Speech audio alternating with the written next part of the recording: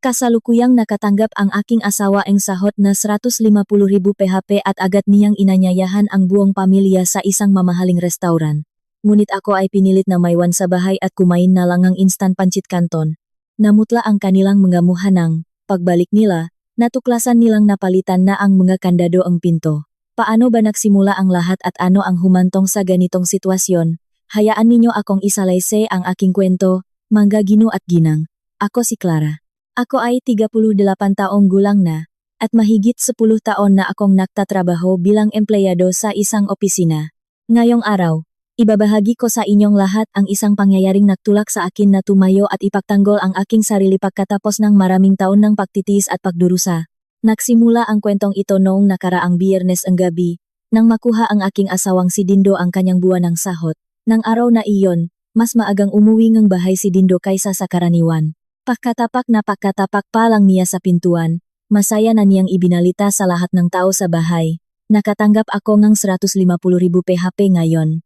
Ililibre ko kayong lahat sa isang mamahaling restaurant para makdiwang. Ang kanyang boses ay punong ng sigla, na tila ba katatapos lang niyang manalo sa loto. Nang marinig ito, masayang nakpalakpakan ang makamay ng aking biyenan na si Aling Nina. Napakaganda naman niyan, anak. Matagal na akong hindi nakakakain sa ganyang klaseng restaurant. Si Irene naman, na aking hipak, ay agad na sumingit ng may labis na pananabik. Kuya Dindo, ang galing mo talaga. Magbibihis lang ako ngayon din. Ang aking bayaw naman na si Arnel ay tumango bilang pagsang-ayon. Wow, napakahusay mo talaga, Kuya Dindo. Napakalaki ngang sahot mo. Sa pakakita kung gaano kasaya ang buong pamilya, nagalak na rin ako para sa kanila. Sa wakas, pagkatapos ng ilang buwang pag-aalaga at pag-asikaso sa pamilya, maaari na kaming makalabas kahit minsan para kumain sa labas. Ito ay isang simpleng kaligayahan. Nagmamadali akong pumunta sa kwarto upang magpalit ng isang disenteng kasuotan. Ngunit nang buksan ko ang aparador habang nag-iisip kung anong damit ang aking pipiliin, lumapit si Dindo mula sa aking likuran at binikas ang isang pangungusap na tila isang kidlat na tumama sa aking buong pagkatao. Dito ka na lang muna sa bahay, okay? At pakiusap, ipagluto mo na rin si tatay ngang hapunan pag-uwi niya mamaya. Ang kanyang boses ay napakalambing, na tila ba ito ang pinaka-ordinaryong bagay sa buong mundo. Humarap ako at tiningnan si Dindo, hindi makapaniwala sa aking mga narinig. Anong sinabi mo? Pakiulit nga, libo-libong katanungan ang biglang gumulo sa aking isipan. Ang buong pamilya ay pupunta sa restauran, ngunit bakit ako lamang ang kailangang maiwan? Tiningnan ako ni Dindo, at ang kanyang boses ay nanatiling kalmado. Bantayan mo muna ang bahay, hindi ligtas na iwang walang tao rito. Bukod pa roon, gabi na uwi si tatay. Ipagluto mo na lang siya, ah? Pagkatapos niyang magsalita, tumalikot siya at umalis, na tila ba ang pag-iwan sa sariling asawa ng mag-isa sa bahay, ay isang bagay, na hindi na kailangan pang pagtalunan. Napatulala ako sa kawalan. Pagtingin ko sa sala, nakita ko sina Aling Nina, Irina, at Arnel na abalang-abala sa paghahanda. Walang sinuman sa kanila ang nagtanong tungkol sa akin. Walang nagtaka kung bakit ang asawa ni Dindo ay hindi sasama sa kanila. Lahat sila ay tahimik, na tila ba matagal na nilang alam ang tungkol dito at tinanggap na lang bilang isang normal na bagay. Sa sandaling iyon, humarap sa akin si Aling Nina. Ang kanyang boses ay banayat ngunit may diin. Walang masama kung dito ka muna sa bahay, hindi ba, anak? Bilang asawa, dapat alam mo kung paano tulungan ang mister mo. Mahirap namang iwan ang bahay na walang bantay. Paano kami magre-relax? Ipagluto mo na lang si tatay. Iyan ang tungkuling ng isang tapat na asawa. Nang marinig ito, mayabang na tumawa si Irene. Tama si nanay. Magluto ka na lang ng instant pancit canton diyan. Mas madali pa. Tingnan mo sa ref, may ilang balot pa dun. Iyon na lang ang kainin mo, ha? Pagkasabi nito, tumalikot siya upang magpatuloy sa pag-ayos, habang humahagihik na tila ba nakwento siya ng isang napakakatawang biro. Si Arnel naman ay nanatiling tahimik, ngunit bakas sa kanyang mamata ang isang pekeng awa. Pagkatapos ay umiling siya at nagbuntong hininga, na tila nagsasabing, wala kang magagawa, tanggapin mo na lang ang tadhana mo. Samantala, tapos nang magbihis si Dindo, hawak-hawak ang nasusingang sasakyan, sinabi niya sa iba. Tara na, nagpa-reserve na ako ng lamesa para sa alas 7, baka mahuli pa tayo. Walang kahit isang tanong para sa akin, walang salitaeng pag-comfort, at wala man lang sulyap. Maingay na umalis ang buong pamilya. Ang kanilang masasayang tawa ay narinig habang lumalabas sila ng pinto, Umandar ang makinangang sasakyan at dahan-dahang lumisan sa aming bakuran, habang ako naman ay naiwang nakatayo sa gitna ng bahay, nakatitik sa pintuang kararating pa lamang na naging tahimik at malamig ang buong paligid. Dahan-dahan akong naglakad patungo sa kusina at binuksan ang refrigerator. At totoo nga, tulad ng sinabi ni Irene, mayroon lamang ilang balot ng instant pancit canton dun, 2 tuyong sibuyas, at kaunting lantang gulay. Walang karne, walang ista, walang kahit ano, para makapagluto ng isang disenteng pagkain. Nagpunta sila sa isang mamahaling restaurant, habang ako na asawang nag-alay ang 10 taon ng aking buhay para sa pamilyang ito ay iniwanan lamang ng ilang balot ng instant noodles. Kumuha ako ng isang balot, tinitigan ito, at bigla na lamang pumatak ang maluha mula sa aking mamata. Hindi dahil sa noodles na iyon, kundi dahil sa kawalan ng katarungang matagal ko nang tinitiis sa loob ng maraming taon. Sa loob ng 10 taon, tapat kong ibinibigay ang aking buong sahot kay Dindo, inaalagaan ang pamilya, pinagsisilbihan ang aking biyenan, at tinitiis ang ngapang api mula sa aking hipak at bayaw. Ngunit hindi man lamang ako pinayagang makasabay sa kanila kahit sa isang hapunan lamang.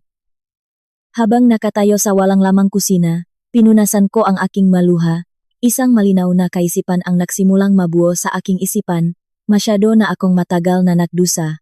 Oras na para gumawa akong hakbang para sa aking sarili, para sa aking dignidad. Hindi ko na kayang maging isang taong palaging iniwan sa huli. Ibinabak ko ang balot ng noodles, kinuha ang aking telepono, at tumingin sa screen. Alam ko na ang gabing ito ang magiging hudyat ng pagbabago. Hindi na ako magiging isang sunod-sunuran na babae. Nabuo na ang aking pinal na desisyon, at ang buong pamilya ng aking asawa ay magbabayad para sa kanilang mga ginawa. Habang nakatayo sa tahimik na kusina, bigla kong naalala ang simula ng aming pakikita. Nung panahong iyon ay mga bata pa kami. Ako ay 28 taong gulang pa lamang, at si Dindo naman ay 30. Napakatindi ng kanyang panunuyo sa akin nun. Halos araw-araw siyang sumisipot sa labas ng aking opisina upang ihatid ako pauwi sa aming bahay. Naalala ko pa rin ng malinaw kung paano nagtapat ng pag-ibig si Dindo sa akin. Huwag kang mag-alala, mahal ko. Aalagaan kita habang buhay. Hinding-hindi kita hahayaang mahirapan o magdusa muli. Noong panahong iyon, naniwala ako sa kanyang mapangako. Akala ko ay nakatakpo ako ang isang mabuting lalaki na magiging matibay na sandigan sa aking buhay. Nang magdesisyon akong magpakasal kay Dindo, medyo nag-alala ang aking pamilya. Minsan ay sinabi sa akin ng aking nanay, "Anak, sa pamilya nila ay may matandang ina at marami siyang kapatid na kasama sa bahay. Natatakot ako na baka mahirapan ka." Ngunit pinanata ko ang loob ng aking nanay. Mahal ko, si Dindo. Nay, naniniwala ako na kaya niya akong alagaan. At sumang-ayon akong magpakasal sa kanya, pumasok sa pamilyang ito na may bitbit na napakalaking pag-asa para sa isang magandang kinabukasan. Sa simula, medyo mabuti naman ang pakikitungo sa akin ni Aling Nina. Minsan ay nagluluto siyang aking mapaboritong pagkain, at nagtatanong tungkol sa aking trabaho. Gayunpaman, simula pa lang sa simula ay palagi na niyang ipinaalala sa akin ang mga tungkulin ng isang manugang. Madalas niyang sabihin, dapat alam ng manugang ang kanyang lugar, alagaan ang kanyang asawa at ang kanyang biyenan. Dun lamang siya magiging isang mabuting babae na karapat-dapat irespeto. Nung panahong iyon, tumatango lamang ako bilang pagsunod, sa pag-aakalang kung gagawin ko ng maayos ang aking matungkulin, mamahalin din nila ako. Gumigising ako ng napakaaga upang magluto para sa buong pamilya, at sa gabi naman ay nililinis ko ang bahay hanggang sa kumislap ito sa kalinisan. Gaano man kahirap ang trabaho sa opisina, pag-uwi ko sa bahay ay sinisikap kong gawin ang lahat ng perpekto. Sina Irene at Arnel noong panahong iyon ay nakakaranas ng matinding kahirapan. Kakahiwalay pa lamang ni Irene sa kanyang unang asawa, habang ang negosyo naman ni Arnel ay palaging nalulugi. Si Dindo ang pangunahing haligian pamilya, na sumusuporta sa kanyang matandang ina, pati na rin sa kanyang kapatid na babae at lalaki. Sa pagkakita rito, naawa ako sa kanila, sa pag-iisip na ang mga magkakamag-anak ay dapat magtulungan sa oras ng kagipitan. Kaya naman, nang hilingin sa akin ni Dindo na ibigay ang aking buwanang sahot sa kanya para sa pangkalahatang badyat ng pamilya, sumang-ayon ako. Nung panahong iyon, ang aking sahot ay 30,000 PHP bawat buwan. Ibinibigay ko sa kanya ang lahat ng ito. Nangako siya. Huwag kang mag-alala, maayos kong pamamahalaan ang pera para sa atin at sa ating pamilya. Nagtiwala ako sa kanya at ibinigay ang lahat ng aking pera. Ngunit dahan-dahang nagsimulang lumitaw ang maliliit na hidwaan. Nagsimulang hilingin ni Aling Nina na gumising, ako ngalas 5 umaga upang magluto. Sinabi niya, ang manugang ay dapat gumising ng mas maaga kaysa sa kanyang biyenan, sa ganoong paraan lamang may pakikita ang respeto. Bagamat kailangan kong umalis para sa trabaho ngang alas 8 ngang umaga, gumigising pa rin ako ngang alas 5 upang maganda ng almusal para sa buong pamilya. Pagkatapos lamang niyon ako maaring umalis. Isang araw, sobrang pagod ko ay nakatulog ako at nagising ng alas 6 nang umaga. Agad akong pinagsabihan ni Aling Nina, bakit ngayon ka lang nagising? Alam mo namang nag-almusal ako ngang alas 7. Ang kanyang boses ay mahina ngunit punong kawalang kasiyahan. Humingi akong tawad at nangakong hindi na ito maulit. Tuwing napapagod ako at nagrereklamo kay Dindo, palagi niyang sinasabi, pagpasensyahan mo muna si nanay, matanda na siya. Medyo mahirap ang kanyang ugali, ngunit kailangan nating maging magalang. Napakalaking sakripisyo ang ginawa ni nanay para palakihin ako, ngayon naman ang pagkakataon kong bumawi sa kanya. Sa tuwing naririnig ko ito, kinukumbinsi ko ang aking sarili na making mas mapagpasensya at matatag. Samantala, madalas manghiram ng pera sa akin si Irene. Noong una ay 5,000 PHP, pagkatapos ay naging 10,000 PHP. Sinabi niya, hiram muna ako, sis, babayaran ko rin sa susunod na buwan. Akala ko ay normal lamang sa mga magkakamag-anak ang manghiram ng maliliit na halaga sa isa't isa, ngunit lumipas ang mga buwan at hindi man lang siya nagbayad ng kanyang utang. Sa tuwing maingat ko itong ipinaalala sa kanya, sinasabi niya, medyo gipit pa ako sa pera ngayon, sa susunod na buwan na lang. Si Arnel naman, sa kabilang banda, ay madalas magbitiw ngang nga hindi kaaya-ayang biro. Sinasabi niya, napakasipag at napakatapat talagang ngating manugang, hindi tulad ng mamodernong asawa ngayon na sumasagot-sagot sa kanilang biyenan. Sa unang tingin, tila ito ay isang papuri, ngunit ang kanyang tono ay mapang-asar, na tila ba kinukutya niya ako bilang isang mahina at walang kibo na babae. Sinisikap kong mamuhay ng payapa kasama ang lahat, ginagawa ng perpekto ang aking mga tungkulin bilang asawa at manugang. Akala ko kung magiging mabuti at perpekto ako, kikilalanin at mamahalin nila ako, ngunit nakamali ako. Habang mas sumusunod ako, lalo nila akong inaapi. Habang mas nagtitiis ako, lalo nilang iniisip na ako ay isang taong madaling utusan at pwedeng pagsamantalahan. Habang nakatayo sa walang lamang kusina, naalala ang mga panahong iyon, napabuntong hininga ako ng malalim. Masyado akong naging tanga, masyadong naniwala sa mga matatamis na pangako, nawala ang aking sarili sa pagsisikap na pasayahin ang lahat ng tao sa aking paligid. At ano ang nakuha ko bilang kapalit? Pag-abuso at hindi makatarungang pagtrato. Ngayon, iniwan nila ako sa bahay upang kumain ng instant pancit canton habang silang lahat ay nagpunta sa isang mamahaling restaurant. Pinunasan ko ang aking maluha at tumingin sa bintana. Madilim na ang langit sa labas. Marahil ay nakaupo na sila ngayon sa restaurant. Nagpapakasasasam nga, masasarap na pagkain at masayang nagtatawanan. Habang ako, ang taong nag-alay ang kanyang kabataan, pera, at lakas para sa pamilyang ito, ay nag-isa sa isang walang lamang bahay. Ngunit may isang bagay na tiyak kong alam. Hindi ko na kayang makdusa pa ang ganito. Oras na para magbago. Oras na para ipagtanggol ko ang aking sarili. Ang susunod na mangyayari ay magiging isang malaking leksyon para sa kanilang lahat, at maunawaan nila na hindi ako ang uringang tao na madaling gapiin. Habang nakatayo sa kusina, patuloy kong inaalala ang mga pangyayaring nagpamulat sa akin, kung gaano kawalang katarungan ang pagtrato nila sa akin. Kung noong una ay maliliit na hidwaan lamang ito, ang lahat ay naging mas malala at mas malinaw pagkatapos kong may silang ang aming anak. 3 taon pagkatapos ng aming kasal, nabuntis ako at nanganak ng isang napakagandang sanggol na babae. Nang malaman ni Aling Nina na babae ang isinilang ko, hindi man lamang siya nagpakita ang kagalakan na aking inaasahan. Tumingin siya sa duyan, nagbuntong hininga ng malalim at sinabi, bakit babae ang naging anak mo? Sa pamilya natin, lalaki palagi ang nagpapatuloy ng lahi. Kung babae ang isinilang, sino na ang magdadala ang ating apelyido? Nang marinig ito, tila ba sinaksak, nege kutsilyo ang kaking puso. Katatapos ko, lang dumaan sa isang napakasakit na operasyon, J-section. Umaasa ako sa suporta at pagmamahal, ngunit ang unang bagay na aking natanggap ay isang panunumbat. Tahimik kong sinabi, susubukan pa po namin ni Dindo na makaroon ng isa pang anak, Nay. Ngunit sa kaibuturan ng aking puso ay namuo ang isang matinding kalungkutan.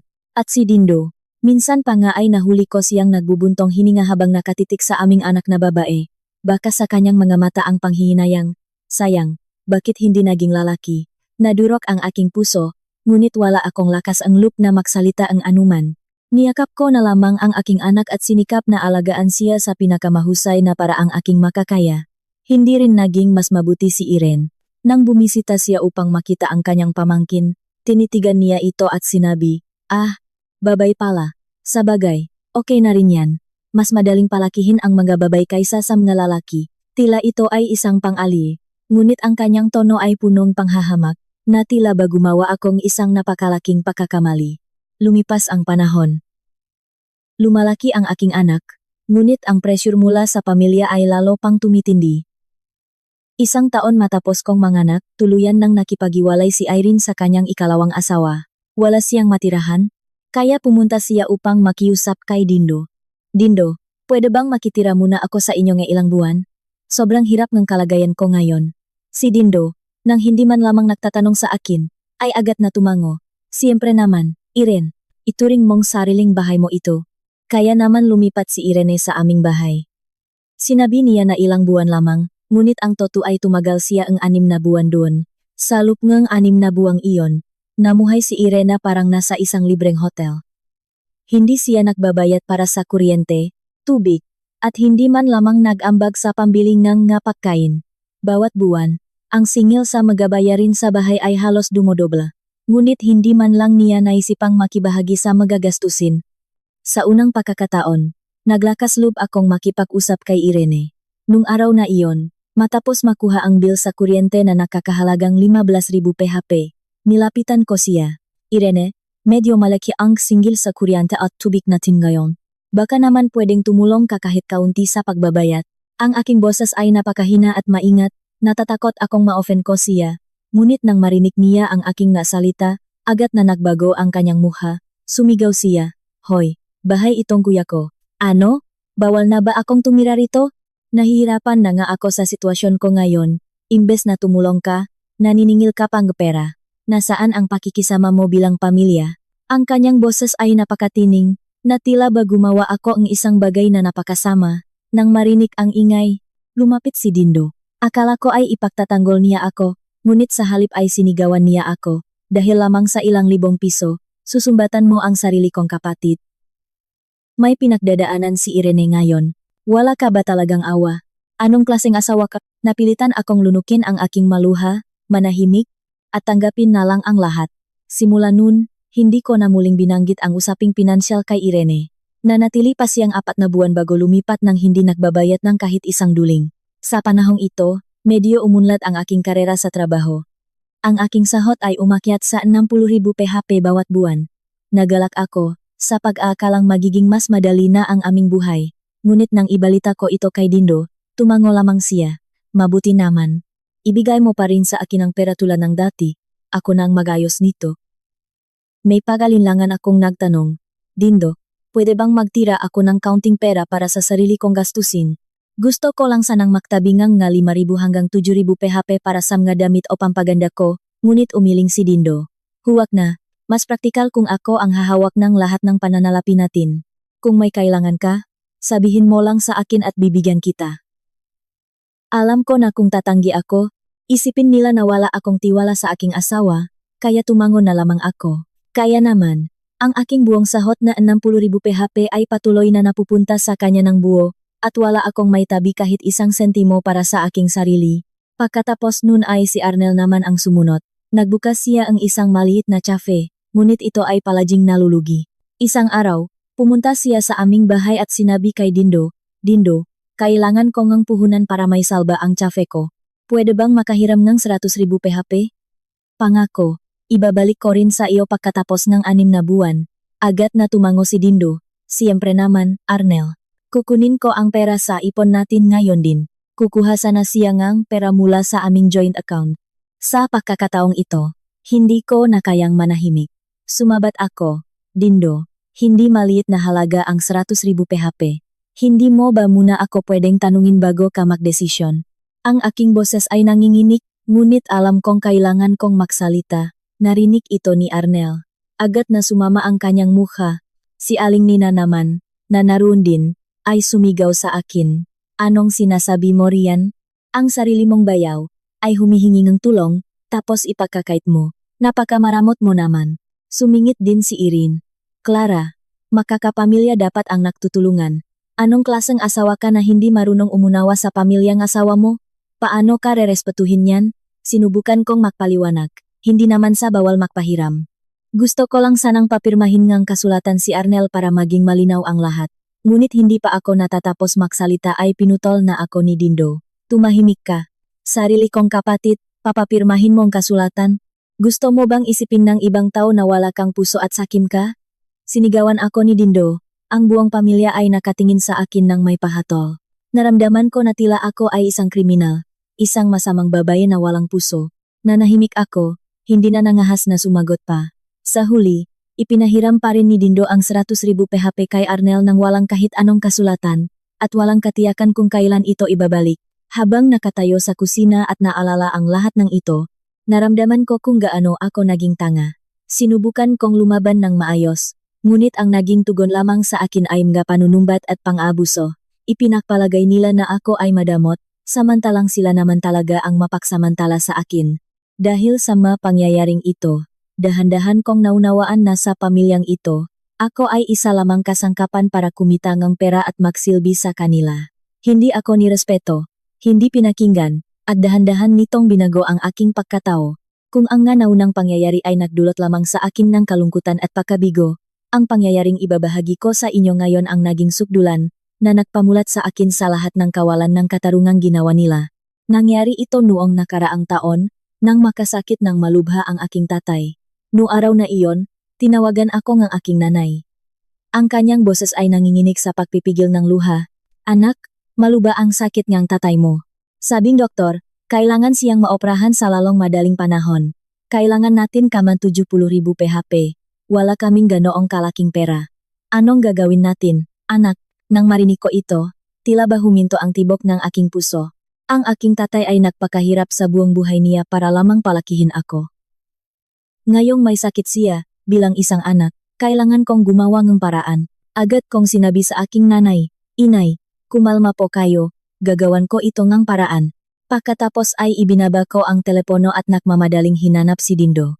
Nuang sandaling iyon, abala si Dindo sa panonood ng telebisyon. Sinabi ko, Dindo, malubha ang sakit ni tatay. Kailangan natin ng 70,000 PHP para sa agarang operasyon niya. Pakiusap, kumuha tayo sa join account natin. Ang aking boses ay puno ng pag-asa at desperasyon. Tumingin sa akin si Dindo at umiling. Medyo gipit ang pamilya natin ngayon. Mahal. Kamakailan lang ay nagpahiram ako ng 100,000 PHP kay Arnel at hindi pa niya ito naibabalik. Isa pa, kailangan din nating magtabi para sa mga pangangailangan ni nanay. Humanap ka muna ng ibang mahihiraman, ha? Pagkasabi nito, ibinalik niya ang kanyang tingin sa telebisyon, na tila ba ang sakit ng aking tatay ay walang anumang kinalaman sa kanya. Napatulala ako, hindi makapaniwala sa aking narinig. Muli kong tinanong, anong sinabi mo? Kailangang maoperahan si tatay ngayon din. Kung walang pera, mapapahamak ang buhay niya. Patuloy na dumadaloy ang ngaluha sa aking pisngi, at ang aking boses ay nanginginig, ngunit nanatiling malamig si Dindo. Subukan mo munang mangutang sa mga kamag-anak o kaibigan mo. Wala talaga tayong labis na pera ngayon. Hindi man lamang siya tumingin sa akin. Ang kanyang mamata ay nanatiling nakatitik sa screen ng telebisyon. Si Aling Nina, nang marinig ang aming pag-usap, ay lumabas mula sa kanyang kwarto at sinabi, problema mo ang tatay mo, kaya ikaw ang gumawa ng paraan. Huwag mong iasa sa pamilya ng asawa mo, may sarili din kaming mga pangangailangan. Gumawa kang sarili mong paraan. Ang kanyang boses ay napakalamig, walang kahit katiting na awa. Tumingin ako sa aking biyenan, at pagkatapos ay kay Dindo, nadurok ang aking puso sa libu-libong piraso. Sa loob ng 10 taon, ibinibigay ko ang aking buong sahod sa pamilyang ito, na kung susumahin ay umabot na sa mahigit 5 million PHP. Ngunit nang mangailangan akong 70,000 PHP upang isalba ang buhay ng aking tatay, tinanggihan nila ako. Wala akong ibang pagpipilian. Nagmamadali akong humanap ng mahihiraman ng pera sa lahat ng dako. Nangutang ako sa aking matalik na kaibigan at kasamahan sa trabaho na si Divi ng 20,000 PHP, sa isa ko pang kasamahan ng 15,000 PHP, sa aking kapitbahay na si Aling Sofia ng 15,000 PHP, at sa isang dating kaklase na 10,000 PHP. Pagkatapos ay kinuha ko ang aking lihim na ipon na mayroon lamang 10,000 PHP. Sa kabuuan, Nakalikom ako na eksaktong safety thousand PHP. Ibinigay ko agad ito sa aking nanay para sa operasyon nege aking tatay. Salamat sa Diyos, naging matagumpay ang operasyon at nalakpasan ng aking tatay ang kritikal na kondisyon. Ngunit sa aking puso ay naiwan ang isang napakalalim na sugat. Naramdaman ko na ako ay tinalikuran at pinakanulong ang aking sariling asawa at ng pamilyang pinagsilbihan ko ng buong puso. Ngunit ang mas masakit pa rito ay ang masumunod na nangyari. Isang linggo pa lamang ang nakalilipas matapos akong makandara pa sa paghahanap ng pera. Nag-withdraw si Dindo ang 150,000 PHP mula sa aming joint account upang ibili si Irene ang isang segunda manong sasakyan bilang regalo sa kanyang kaarawan. Noong araw na iyon, masayang umuwi ng bahay si Irene at nakmayabang. Diyos ko, Kuya Dindo, napakabuti mo talaga. Binilhan mo akong kotse para sa birthday ko. Sobra akong nagpapasalamat. Niyakap niya si Dindo, at ang kanyang nga mata ay nakniningning sa kaligayahan. Nakatayo lamang ako at pinapanut ang takpong iyon. Sa aking dibdib ay naglalagablap ang isang matinding galit. Lumapit ako kay Dindo at nagtanong, Dindo, saan galing ang pera pambili ng kotse para kay Irene? Ang aking boses ay nanginginig sa pagpipigil ng put. Sumagot si Dindo, kinuha ko sa joint account natin. Inalagaan ako ni Irene noong bata pa ako. Ngayong may kakayahan ako, hindi ba natural lang nabigyan ko siyang regalo? Tungkulin ko iyon bilang nakababatang kapatid. Sinabi niya ito ng napakagaan, na tila ba walang anumang mali sa kanyang ginawa. Umiyak ako, at ang aking boses ay pumiyok sa tindi ng emosyon. Isang linggo lang ang nakalipas. Nakiusap ako sa iyo nga, 70,000 PHP para sa operasyon ng tatay ko. Sabi mo gipit tayo at walang pera, pero ngayon ay mayroon kang sa tabi si kumenta, nola PHP para sa kotse ni Irene. Alam mo ba kung gaano kahirap ang humiram sa lahat na tao, gaano kahirap ang mapahiya at magmakaawa? Nang marinig ito, namula ang mukha ni Dindo sa galit. Sumigaw siya, kapatid ko ang nakpalaki sa akin, utang ko sa kanya ang buhay ko, hindi naman ako pinalaki ng tatay mo. Bakit ko siya asikasuhin? Huwag mong ikumpara ang makaibang bagay. Mayabang namang sumingit si Irene. Makinig ka, Clara. Kung mayaman ang pamilya mo, asikasuhin mo ang mga magulang mo. Kung mahirap kayo, huwag kang manghingi sa ibang tao. Tama lang na tapat si kuya sa kanyang kapatid. Napakawalang kwenta ngang hiling mo. Pakiramdam ko ay nakdilim ang aking paningin. Sumigaw ako, walang kwenta. Para natin ito bilang mag-asawa. Gumastos ka ang 150,000 PHP para sa kotse nang hindi man lang nagtatanong sa akin. Iyan ang walang kwenta. Maluba ang sakit ng tatay ko at kailangan ng pampaopera, hindi mo binigyan. Pero sa birthday ng kapatid mo, naglabas ka agad ng 150,000 PHP. Sino ba ako sa pamilyang ito? Gatasan lang ba na pwedeng kunan ng pera anumang oras? Sa unang pagkakataon sa aking buhay, lumaban ako ng buong lakas. Hindi ko na kayang magpigil pa. Patuloy na dumadaloy ang aking maluha, ngunit patuloy pa rin akong nagsasalita. Sa loob ng 10 taon, ibinigay ko ang aking buong sahod. Nagsilbi sa pamilyang ito nang walang anumang reklamo. Ngunit nang ako naman ang mangailangan ng tulong, tinalikuran ninyo akong lahat. At ikaw, Irene, ano bang naitulong mo sa pamilyang ito? Ang alam mo lang ay humingi, humiram ng pera ng walang bayaran, makitira ng libre, tapos binilhan ka pa ni Dindo ng kotse sa halagang 150,000 PHP. Nang marinig ito, sumigaw si Aling Nina.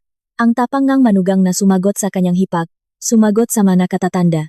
Walang modo. Pinahirapan kong palakihin ang anak ko. Ngayong may prasya, kahit anong gusto niyang bilhin para sa kapatid niya ay karapatan niya. Walang karapatang makialam ang manugang. Tumingin ako kay Aling Nina, at ang aking boses ay punong pait.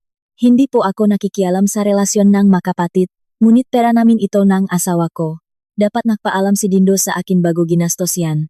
Kung sa tingin ninyo ay wala akong karapatang magsalita, pwede rin namang huwag ko na ring ibigay ang sahod ko sa pamilyang ito. Nagulat ang buong pamilya sa aking sinabi. Walang sinuman ang nag-akala na maglalakas loob akong magsalita ng ganun. Tumingin sa akin si Dindo, at ang kanyang mata ay nanlilisik sa galit. May lakas kang loob na magsalita niyan? Alam mo ba ang sinasabi mo? Ngunit sa pagkakataong ito, hindi na ako natatakot. Tumingin ako ng diretso sa kanyang mga mata. Alam na alam ko ang sinasabi ko. Hindi na ako papayak na apihin ninyo. Pagkatapos ay tumalikod ako. Pumasok sa aking kwarto, at inilok ang pinto. Narinig ko ang kanilang masigaw at mura sa labas, ngunit wala na akong pakialam. Sa pagkakataong ito, alam ko na kung ano ang aking dapat gawin. Kailangan kong magbago, Kailangan kong protektahan ang aking sarili. Walang ibang makatanggol sa akin kundi ang sarili ko lamang. Habang nakatayo sa walang lamang kusina, ang nga mapapait na alaala ay lalo lamang nagpatibay sa aking desisyon. Pinunasan ko ang aking mga luha, at tumingin sa orasan sa dingding. 8:00 pa lamang ng gabi. Umalis sila kalahating oras na ang nakalilipas. Marahil ay nag-order na sila ngayon sa restauran at masayang nagtatawanan. Habang ako, ang taong iniwan, ay kailangang kumilos na ngayon din. Kinuha ko ang aking telepono at nanginginig ang makamay na tinawagan si Divina, ang aking pinakamalapit na kasamahan sa trabaho. Si Divina ay mas matanda sa akin ng 5 taon. Palagi niya akong sinusuportahan sa tuwing nagrereklamo ako tungkol sa aking mga problema sa pamilya. Sumagot siya pagkatapos ng ilang ring. "Hello Clara, bakit ka napatawag ng ganitong oras?" Ang boses ni Divina ay masigla. Pinigilan ko ang aking ngaluha. "Divina, kailangan ko ang agarang tulong mo." Nangingini ang aking boses. Agad na naramdaman ni Divina na may hindi magandang nangyari. "Anong nangyari? Sabihin mo sa akin." Nag-alala ang kanyang boses. Isinalaysay ko sa kanya ang lahat ng nangyari. Natanggap ni Dindo ang sahot na 150,000 PHP. Inanyayahan ang lahat sa restauran, at ako naman ay pinilit na maiwan sa bahay kasama ang instant noodles. Pagkatapos kong makwento, muli akong nayak. Sa kabilang linya, saglit na nanahimik si Divina, at pagkatapos ay sumabog ang kanyang galit. "Ano? Ang lakas ang loop nilang gawin yan sa iyo, at nagtitiis ka pa rin, Clara? Seryoso ako, gumising ka na. Hindi ka pwedeng mamuhay nganyan habang buhay." Tumango ako, kahit hindi niya ito nakikita. "Alam ko, Divina. Ayoko na." Sa pagkakataong gito, kikilos na ako. Ang aking boses ay naging matatak at puno ng determinasyon. Nagtanong si Divina. "Sige, anong plano mo? Handa akong tumulong sa iyo anumang oras." Huminga ako ng malalim. "Kailangan kong tulong mo, Divina. Hawak mo pa ba ang numero ng telepono ni Ati, Victor Santos? Yung abogado na kaibigan mo? Kailangan kong konsultasyon tungkol sa annulment at paghahati nga ari-arian."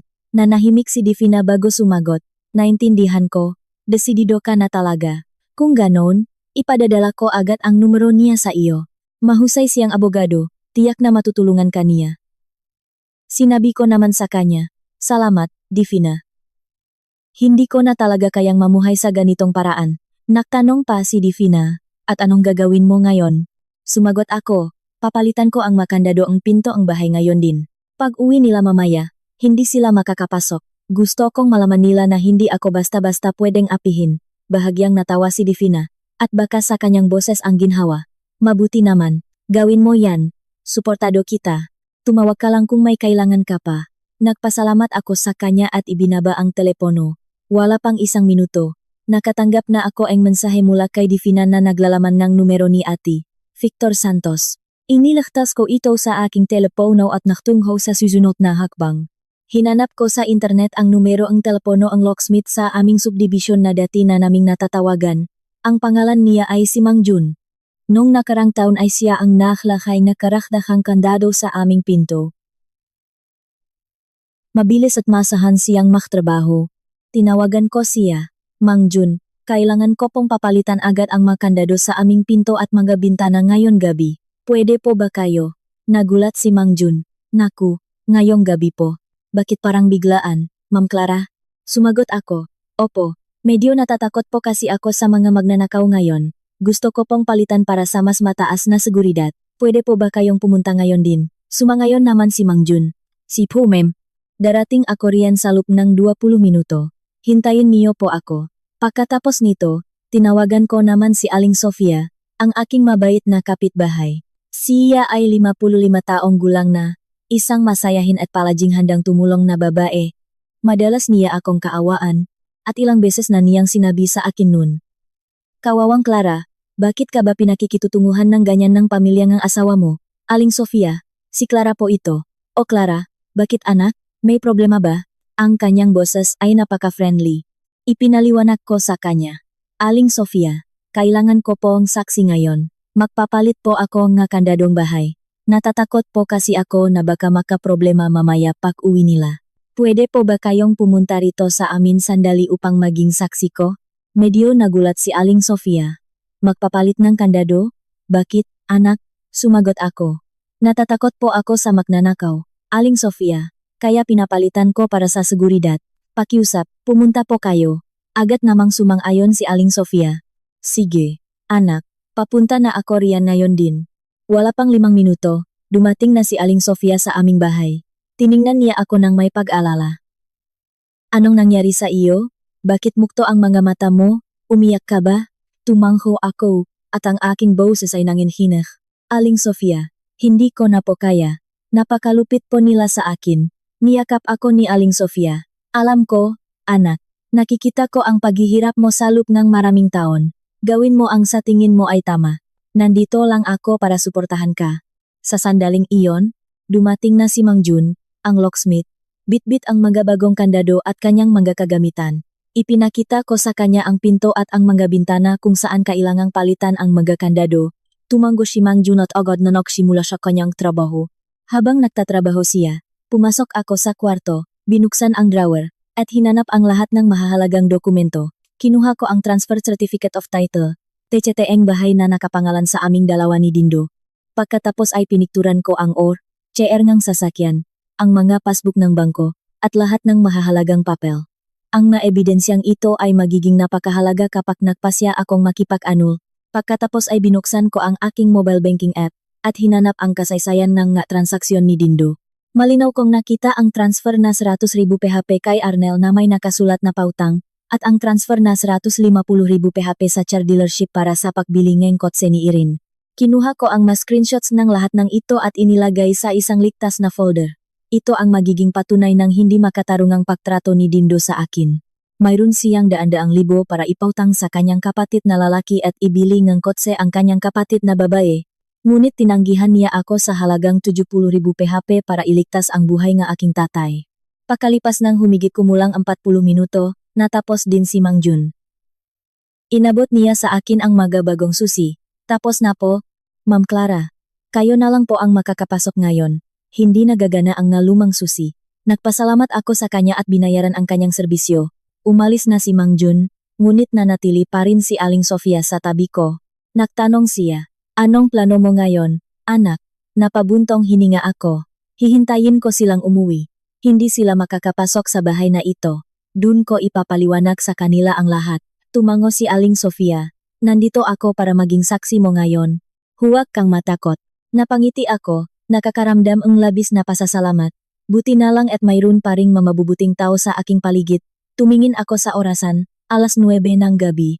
Marahil ay masaya pa silang kumakain sa restauran. Ngunit pagbalik nila, haharapin nila ang isang bagong Clara, isang babaeng hindi na kailanman papayag na apihin at tratuhin ng hindi makatarungan. Matapos umalis ni Mang Jun, naupo ako sa sofa. Katabi ko si Aling Sofia na patuloy na nagpapalakas ng aking loob. Ngunit sa aking isipan, patuloy na gumugulo ang iba't ibang kaisipan. Hindi sapat ang palitan lamang ang nakandado. Kailangan kong mahanda ng mas maayos. Kung gusto ko talagang ipaglaban ang aking mga karapatan, kailangan kong kumilos ng mas matalino at mas matatag. Humarap ako kay Aling Sofia. Aling Sofia, may kailangan pa po akong asikasuhin. Pakiusap, mahintay po kayo rito sandali. Tumango naman si Aling Sofia. Sige lang anak, gawin mo ang dapat mong gawin. Nandito lang ako. Pumasok ako sa kwarto. Kinuha ang aking telepono.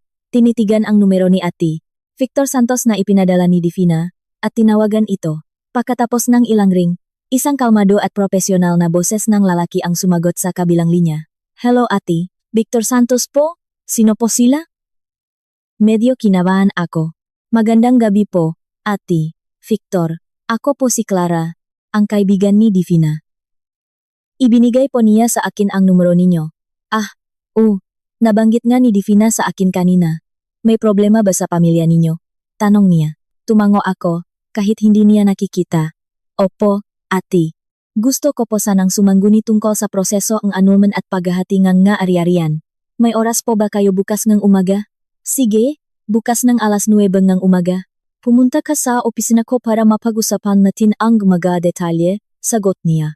Itinanong ko ang eksaktong address ng kanyang opisina. Nagpasalamat at ibinaba ang telepono. Pagkatapos nito, nagtungo ako sa susunod na hakbang, ang pagsekure sa aking mga personal na ari-arian. Sa loob ng 10 taon, palagi kong ibinibigay ang aking sahot sa kanya. Ngunit sa nakalipas na 2 taon, Dahil sa paulit-ulit na kawalang katarungan, nagsimula akong mag-ipon ng kaunting pera ng palihim. Bawat buwan, nagagawa kong magtabi ng humigit kumulang 7,000 hanggang 8,000 PHP. Sa kasalukuyan, mayroon na akong naipong 200,000 PHP sa isang hiwalay na account na hindi alam ni Dindo. Binuksan ko ang aking mobile banking app at inilipat ang buong 200,000 PHP sa account ng aking nanay. Ito ay parang pinahirapan ko ang aking sariling ari-arian. Kailangan ko itong protektahan. Matapos maging matagumpay ang transaksyon, nakaramdam ako ng kaunting ginhawa. Pagkatapos ay kumuha ako ng papel at panulat at nagsimulang ilista ang lahat ng aming conjugal properties. Ang bahay na ito ay nakakahalagang humigit kumulang 8,000 PHP na nakapangalan sa aming dalawa. Ang sasakyan naman ng pamilya ay nakakahalagang humigit kumulang 1,900,000 PHP na nakapangalan din sa aming dalawa. Ang pera sa aming joint account ay nasa 500,000 PHP. Ngunit naitala ko rin ng malinaw ang mautang na hindi kailanman siningil. Humiram si Irene ng 50,000 PHP 2 taon na ang nakalilipas at hindi binayaran. Binilhan din siya ni Dindo ang kotse na nakakahalagang 150,000 PHP. Si Arnel naman ay humiram ng 100,000 PHP noong nakaraang taon at hindi rin nagbayad. Sa kabuuan, ito ay nakakahalagang 300,000 PHP. Isinulat ko ang lahat ng ito ng detalyado. Ito ang magiging mahalagang ebidensya kapag hinarap ko sila at hiningi ang aking mga karapatan. Matapos kong isulat ang lahat, binuksan ko ang aking messaging app at nagpadala ng SMS kay Dindo. Nasaan na kayo? Pag-uwi niyo, kailangan nating mag-usap tungkol sa isang mahalagang bagay. Pagkalipas ng 5 minuto, sumagot si Dindo. Kumakain pa kami. Gabi na kami uuwi, matulog ka na. Pagkabasa ko sa mensaheng ito, mapait akong napangiti. Iniisip pa rin niya na magiging masunurin akong maghihintay sa kanyang pagbabalik. Hindi niya alam na ang gabing ito ang magiging pinaka hindi niya malilimutang gabi sa kanyang buhay. Sumagot ulit ako sa kanya, hindi ako makatulog. Dindo, pakiusap umuwi kayo ng mas maaga. May napakahalagang bagay na dapat ayusin. Sa pagkakataong ito, hindi na sumagot si Dindo. Marahil ay abala siya sa pakikipagsaya sa kanyang pamilya at ayaw niyang maabala. Ibinaba ko ang aking telepono at pumunta sa sala. Nagtanong si Aling Sofia, tapos mo na ba ang lahat ng dapat gawin? Anak, tumango ako. Opo, Aling Sofia. Ngayon ay hihintayin na lamang natin ang kanilang pag-uwi. Sinabi ni Aling Sofia, nakikita ko kung gaano ka katatak ngayon. Anak, mas napapanatak ang look ko para sa iyo. Masyado ka nang matagal na nagtiis, oras na para lumaban ka. Naupo ako sa tabi niya at nagbuntong hininga. Alam niyo po, halo-halong emosyon ang nararamdaman ko ngayon, may takot at kaba. Ngunit sa kakaibang paraan ay gumaan ang aking pakiramdam. Alam kong tama ang ginagawa ko. Tinapik ni Aling Sofia ang aking balikat. Tama ka, anak. Kaming mababae ay dapat matutong ipagtanggol ang aming sarili. Nakwentuhan pa kami ng kaunti. Ibinahagi ni Aling Sofia ang kanyang nakaraan, kung paano rin siya minaltrato ng pamilya ng kanyang asawa nun. Ngunit pinili niyang lumaban at sa huli ay nagawa niyang mamuhay ng malaya at masaya. Nang marinig ko ang kanyang kwento, lalong naging matata ang aking desisyon. 10:00 ng gabi, nakaupo pa rin kami ni Aling Sofia sa sala. Naghihintay ng may tensyon sa bawat segundo. Biglang may narinig kaming tunog ng makina ng sasakyan sa labas ng aming bakuran. Dumating na sila. Biglang bumilis ang tibok ng aking puso, ngunit pinilit kong panatilihin ang aking kalmado. Bumukas ang mapinto ng sasakyan, at narinig ko ang kanilang masasayang boses at tawanan. Sabi ni Aling Nina, napakasarap ng pagkain doon, napakaganda pa ang restaurant. Matagal na akong hindi nakakakain ng ganun kasasarap. Sumang-ayon si Irene. O nga, Nay, ang sarap nung buttered crab na may chili sauce. Alam talaga ni Kuya Dindo kung paano pasayahin ang pamilya. Tumawa naman si Arnel. Siyempre naman, ang sahot na 150,000 PHP ay dapat talagang ipagdiwang sa ganong paraan. Humagihik si Dindo. Naku, Nay, Irene, Arnel, wala yon. Kapag mas malaki pa ang sahot ko sa susunod, kakain ulit tayo ron. Nang marinig ko ang kanilang usapan, kumurot ang aking puso sa sakit. Masaya silang lahat, habang ako na asawang nag-alay ng 10 taon ng aking buhay ay iniwan lamang sa bahay na kumakain ng instant noodles. Lumapit ang kanilang mga hakbang sa pinto. Narinig kong kinapa ni Dindo ang kanyang bulsa. Ako na ang magbubukas. Tumunok ang nga susi. Pagkatapos ay isinaksak niya ang susi sa kandado, ngunit hindi ito umiikot. Sinubukan muli ni Dindo, ngunit ganun pa rin. Nagtaka siya, Ang kakaiba naman nito. Bakit ayaw pumasok ng susi? Nagtanong si Aling Nina. Bakit, anak? Nastak ba ang pinto? Sinubukan ni Dindo sa ikatlong pagkakataon ngunit nabigo pa rin. Malakas siyang kumatok sa pinto. Clara, buksan mo nga ito. Mukhang naiwan ko yata ang tamang susi sa loop. Tumayo ako, gayon din si Aling Sofia. Binalingan niya ako at bumulong. Nandito ako bilang saksi mo, anak. Tumango ako at lumapit sa pinto. Binuksan ko ito ng bahagya lamang. Sapat para harangan ko ang daan gamit ang aking katawan. Tumingin ako ng diretso sa mukha ni Dindo. Ang aking boses ay napakalamig, malayong-malayo sa dati kong pananalita. Napalitan na ang nga kandado. Gulat na gulat si Dindo.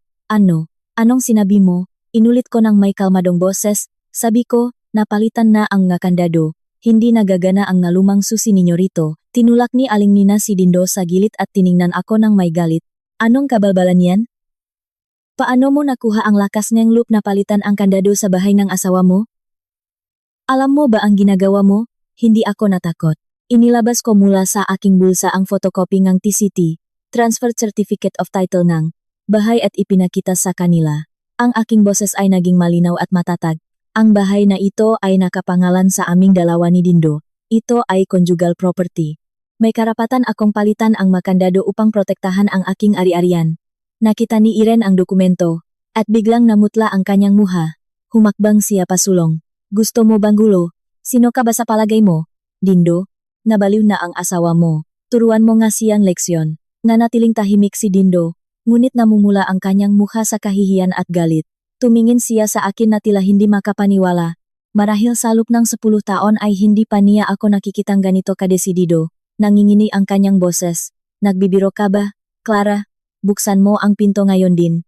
Papasukin mo si nanay. Pagod na siya. Nanatili akong nakatayo sa pinto. Matatag at walang balak umali. Nagpunta kayo sa isang mamahaling restaurant at iniwan ako rito, na kumakain ng pancit canton. Ngayon ay gusto ninyong pumasok? Sagutin niyo muna ang matanong ko. Sumigaw si Aling Nina. Walang galang na manugang, sumasagot sa kanyang biyenan. Napakalaking kasalanan niyan sa mata ng Diyos. Ngunit hindi ako natinak. Tumingin ako ng diretso sa kanyang mamata. Hindi po ako sumasagot para mambastos. Nay, pinoprotektahan ko lamang ang aking makarapatan bilang tao. Pakinggan ninyo muna ang paliwanag ko, at maunawaan ninyo ang lahat. Si Arnel naman na nasa likod ay sumingit. Clara, anong problema mo? Buksan mo ang pinto. Nakakahiya sa mga kapitbahay. Humarap ako sa kanya. Nakakahiya. Noong iniwan ninyo ako rito ng mag-isa na kumakain ng instant noodles, nasaan ang dignidad ko? Hindi ba kayo nahiya doon? Bulyaw ni Irene, huwag ka ngang gumawa ngang drama rito. Karapat dapat lamang na magsakripisyo ang asawa para sa kanyang mister at sa pamilya nito. Naiwan ka lang sa bahay, pinalalaki mo ang maliit na bagay. Tumingin ako kay Irene ng may malamig na tingin. Pagsasakripisyo, ang 10 taon ba ang pagpapakasakit ay kulang pa? Ibinigay ko ang aking buong sahod sa pamilyang ito. Inasikaso ko kayong lahat ng walang anumang reklamo. Ngunit trinato ninyo ako na parang isang katulong. Ngayong gabi, hindi ko napapayagan yan muli. Lumapit si Dindo, pilit na pinakalma ang kanyang boses upang kontrolin ang sitwasyon. Mahal, pakiusap. Kumalma ka muna. Buksan mo ang pinto at mag-usap tayo sa lubi ha? Huwag na tayong gigumaway ni Gay. Dito sa labas. Umilinga ako. Hindi. Dito tayo mag-usapin gayong Jing. Saksi ko si Aling Sofia. Humarap ako sa likod, at humakbang pasulong si Aling Sofia upang tumayo sa tabi ko. Tumango siya sa kanila upang patunayan ang kanyang presensya. Nang makita si Aling Sofia, lalong namutla ang muha ni Dindo. Naisip niya na seryoso na ang sitwasyon dahil mayroon ng ibang tao na nakasaksi sa nangyayari.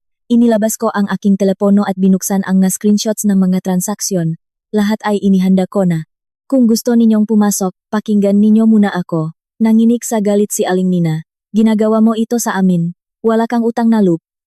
Pababayaan kang ang tadhana. Tumingin ako sa kanya ng may malamig ngunit nasasaktang boses. Hindi ako walang utang na loob, Nay. Respetado ko pa rin kayo bilang inangang asawa ko, ngunit hindi ko nahahayaan na tratuhin ninyo ako ng hindi makatarungan. Humarap ako kay Dindo at nagsimulang magsalita. Dindo, tandaan mo noong nakaraang taon nung malubha ang sakit ni tatay. Kailangan natin ng 70,000 PHP para sa kanyang operasyon. Nakiusap ako sa iyo ng paulit-ulit, ngunit ang sabi mo ay gipit ang pamilya natin, at pinilit mo akong humanap ng mahiraman sa ibang tao. Napilitan akong lumapit sa kung sino-sino, mapahiya at makmakaawa para lamang makalikom ng pera. Sinubukan akong patigilin ni Dindo. Gipit talaga ang sitwasyon natin noon, ngunit hindi ko siya pinatapos. Gipit, pero pagkalipas lamang ng isang linggo, saan galing ang 150,000 PHP na ibinili mo ngang kotse para kay Irene? Saan galing ang 50,000 PHP na ipinahiram mo sa kanya bago nun? At saan galing ang 100,000 PHP na ipinahiram mo kay Arnel? Narito ang lahat ng ebidensya sa aking telepono. Ipinakita ko ang screenshot ng bank transfers. Mayroon akong kumpletong patunay. Nag-transfer ka na 0 PHP kay Irene, nagbayad ka na 0 PHP para sa kotse niya, at nag-transfer ka rin na 0 PHP kay Arnel. Sa kabuuan ay 300,000 PHP ang ipinamigay mo sa kanila, samantalang ang tatay ko ay kailangan lamang ng 70,000 PHP upang mabuhay, ngunit tinanggihan mo ako. Nanahimik sina Irene at Arnel, hindi inaasahan na mayroon akong bitbit na ebidensya. Patuloy pa ring sumisigaw si Aling Nina, perang anak ko yan, karapatan niyang ibigay sa kahit kanino niya gusto, walang karapatang makialam ang isang manugang. Tumingin ako sa kanya ng mas matalim. Hindi lamang pera ni Dindo yan, pera nating mag-asawa yan. Sa loob ng 10 taon, ibinibigay ko ang aking sahot bawat buwan, na umabot na sa mahigit 5,000 PHP. Dapat nagpaalam si Dindo sa akin bago ginastos ang ganoong kalaking halaga. Huminga ako ng malalim. Ngayong araw, nakatanggap si Dindo ng 150,000 PHP. Inanyayahan niya kayong lahat na kumain sa labas maliban sa akin, at iniwan ako rito na kumakain ng instant noodles. Ito na ang huling patak na nagpaapaw sa aking pagtitimpi. Ayoko na. Nanginginig si Dindo. Ano? Anong gusto mong mangyari? Tumingin ako ng diretso sa kanyang mata. Binibikas ang bawat salita ng malinaw. Gusto ko nang makipag-annul. Ang salitang annulment ay tila isang bomba na sumabog sa kalagitnaan ng gabi. Ang 4 na tao na nakatayo sa labas ng pinto ay natulala. Namutla ang kanilang mga mukha. Napanganga si Dindo, hindi makapagsalita nga anuman. Ano? Pakiulit nga. Inulit ko ng may matatak na boses. Sabi ko, gusto ko nang makipag-annul. Bukas ang umaga, makikipakita ako sa aking abogado upang pag-usapan ang paghahati ng conjugal properties. Histrikal na sumigaw si Aling Nina. Diyos ko! Ang kapal nga muka mong magduman ng hiwalay. Gusto mo kaming ipahiya sa lahat ng tao. Sumigaw din si Irene. Clara, nababaliw ka na ba? Nakikipag-annul ka sa kuya ko? Tahimik lamang si Arnel. Ngunit namumutla ang kanyang mukha dahil alam niya na seryoso na ang sitwasyon, ngunit hindi ako natinag. Matagal ko nang pinahandaan ang sandaling ito. Hindi ako nababali. Pinoprotektahan ko lamang ang aking makarapatan. At huwag ninyong kakalimutan, nandito si Aling Sofia bilang saksi ko. Lumingon ako at itinuro ang maliit na security camera na ipinalagay ko kanina sa tapat ng aming pinto. At nagpalagay rin ako ng kamera rito. Lahat ng sinasabi at ginagawa ninyo ngayon ay na-record may video at audio. Magagamit ko ito bilang ebidensya sa korte. Tumingin si Dindo sa direksyon ng kamera, at lalo pang namutla ang kanyang mukha. Hindi niya akalain na ganito ko paghahandaan ang lahat. Si Aling Sofia naman ay nagsalita ng may kalmadong boses. Ako si Sofia, ang kapitbahay nila. Nandito ako ngayon upang maging saksi ni Clara. Nakita ko kung paano ninyo siya trinato ng hindi makatarungan sa loob ng maraming taon. Kung kinakailangan, handa akong tumastigo sa korte. Nang marinig ito, nang hinanggatuhod ni Aling Nina. Sinubukan pa rin niyang sumiga. Sofia, huwag kang makialam sa pamilya namin. Ito ay usaping pampamilya. Ngunit pinutol siya ni Aling Sofia. Hindi ako nakikialam. Sinasabi ko lamang ang aking nakita. Mabuting tao si Clara, kaya pakiusap. Huwag ninyo na siyang apihin. Ipinagpatuloy ko ang aking pagsasalita habang hawak ang aking telepono. Inilipat ko na rin ang 200,000 PHP na sarili kong ipon sa akon ng aking nanay. Ito ang prang palihim kong itinabi sa nakalipas na 2 taon. Ito ay aking personal na ari-arian, kaya hindi ninyo ito maaring pakialaman. Nanlaki ang nga mata ni Dindo. Nagtatago kang pera. Ang lakas ng look mo. Mapait akong natawa. Siyempre naman, kailangan kong magtago ang pera, Dindo. Kung hindi ko ito ginawa, tiyak na ibinigay mo na rin ito kina Irene at Arnel, at walang matitira sa akin. Bulyaw ni Irene. Sinisiraan mo ba ako, Clara? Humarap ako sa kanya ng may malamig na tingin. Hindi kita sinisiraan. Sinasabi ko lamang ang totoo. Humiram kang 50,000 PHP 2 taon na ang nakalilipas at hindi mo binayaran. Binilhan ka pa ni Dindo ngang kotse na nakakahalagang 150,000 PHP. Tumira ka rin sa aming bahay nga 6 na buwan ng libre nang hindi nagbabayat ng kuryente at tubig. Makano lahat ang utang mo sa amin? Sige nga, kwentahin mo. Napatahimik si Irene, hindi makasagot ng kahit isang salita. Si Arnel naman ay napayuko rin, hindi makatingin sa akin. Binalingan ko si Arnel. At ikaw naman, Arnel, humiram ka ang 100,000 PHP noong 1 taon para sa tsafe mo, nabayaran mo ba ito? Nanginginig na sumagot si Arnel. Clara, medyo gipit kasi ako ngayon. Sa susunod na buwan na lang, babayaran ko na. Pinutol ko siya. Susunod na buwan, 12 beses mo na yang sinabi sa akin. Hindi na ako naniniwala sa mga pangako mo. Nang makita na hindi pabor sa kanila ang sitwasyon, biglang naupo si Aling Nina sa sahig at nag-iyak. Diyos ko, walang utang na loob ang aking manugang, gusto niyang patayin ang kanyang biyenan. Mabuti pang mamatay na lang ako. Ngunit sa pagkakataong ito, hindi na ako nagpadala sa kanyang pag-arte. Tumingin ako sa kanya ng may kalmadong boses. Nay, huwag na kayong magdrama. Sabing doktor ay malusok kayo. Ginagawa ninyo lamang yan upang konsensyahin ako, ngunit hindi na ako natatakot ngayon. Sumingit din si Aling Sofia. Aling Nina, huwag naman kayong ganyan. Sapat na ang hirap na dinanas ni Clara sa pamilyang ito. Maging patas naman kayo sa kanya. Nang makita ito, sinubukan ni Dindo na pakalmahin ang sitwasyon. Nanginginig ang kanyang boses. Mahal, pakiusap huwag naman ganito. Humihingi akong tawad sa lahat ng aking pagkakamali. Buksan mo na ang pinto at mag-usap tayo sa loop. Pangako, magbabago ako. Umiling ako. Pangako, ilang beses mo nang ipinangako yan? Tuwing magrereklamo ako, palagi mong sinasabi na magbabago ka, ngunit patuloy mo pa ring pinahihintulutan ang iyong ina at mga kapatid na tratuhin ako ng masama. Ngayong gabi, gusto kong malaman ninyong lahat, makikipag-anul ako at hahatiin ang nga ari-arian ayon sa batas. Ang bahay na ito na nakakahalagang 8,000 PHP ay nakapangalan sa aming dalawa, kaya makukuha ko ang kalahati nito. Ang sasakyan na nakakahalagang 1,500,000 PHP ay hahatiin din natin, kaya makukuha ko ang kalahati. At ang pera sa joint account na nakakahalagang 500,000 PHP ay hahatiin din natin. Tumitik ako ng may diin sa mga mata ni Dindo.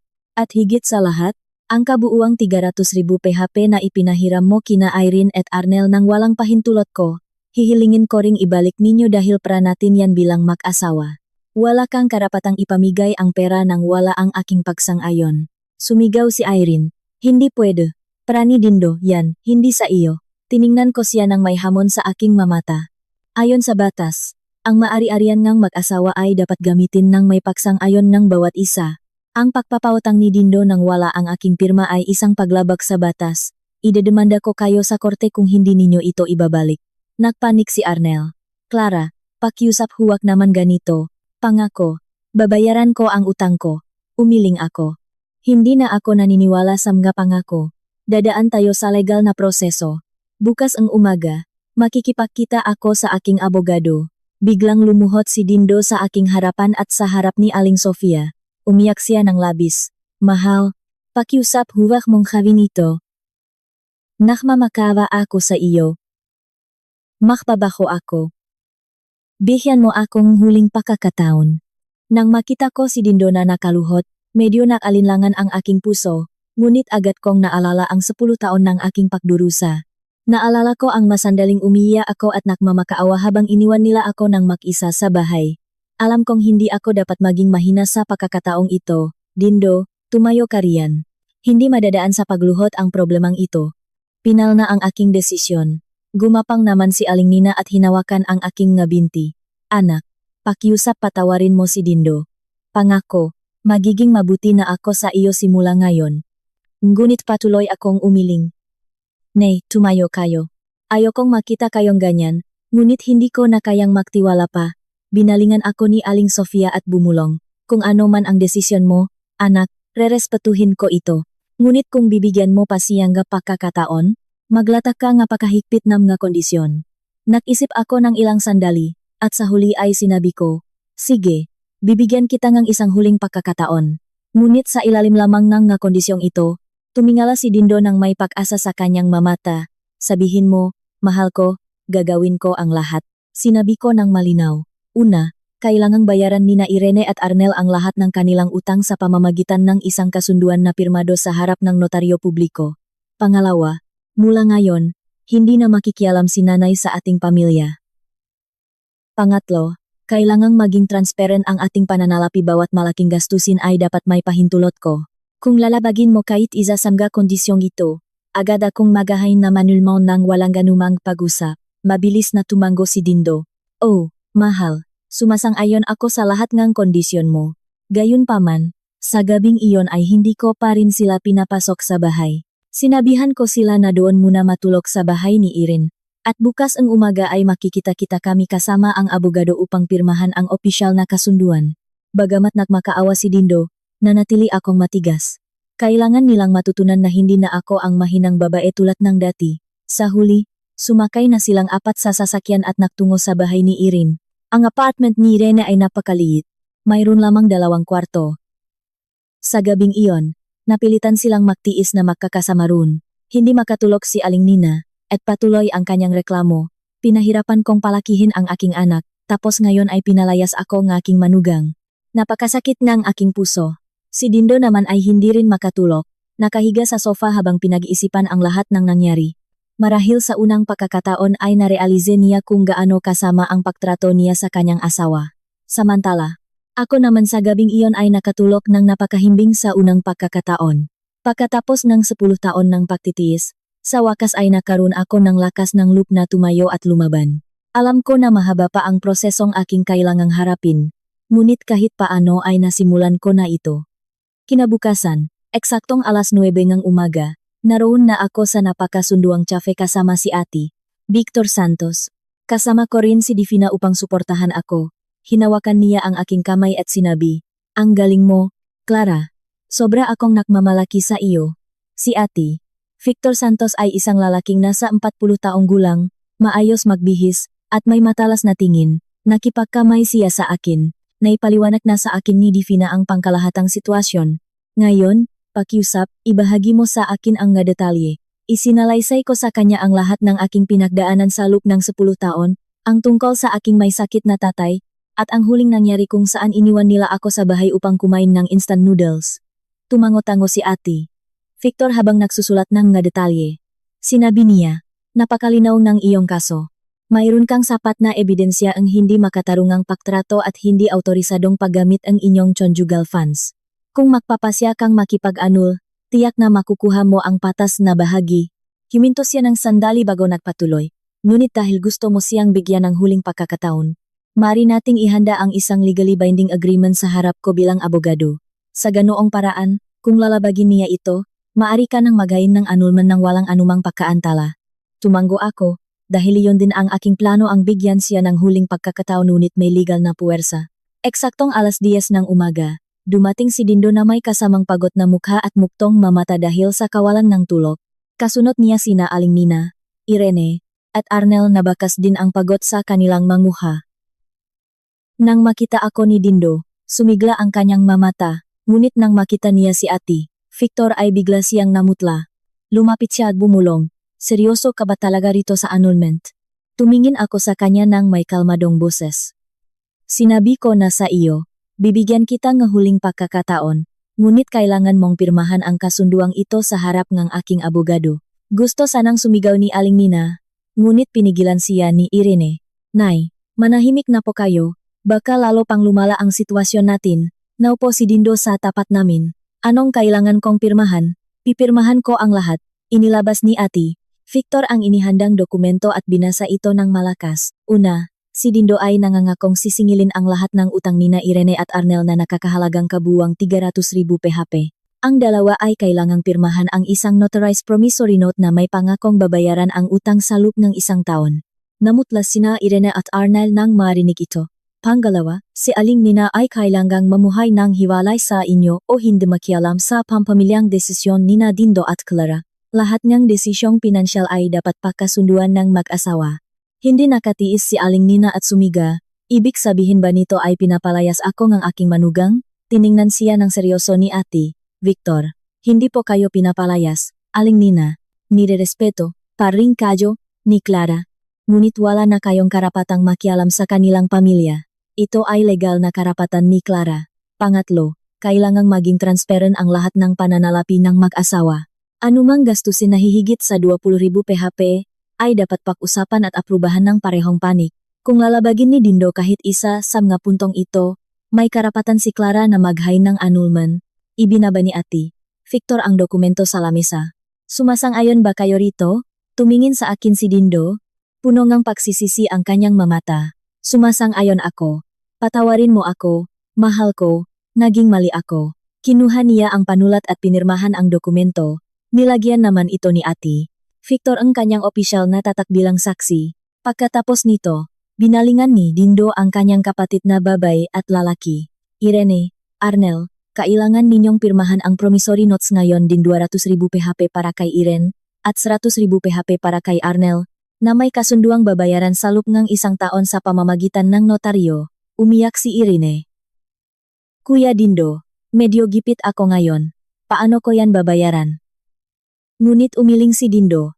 Kailangan mong magbayad, Irene, dahil kung hindi ay mapipilitan kaming idemanda kayo sa korte. Sa huli, napilitan silang dalawa na pirmahan ang promissory notes. Matapos ang lahat, tumayo na ako.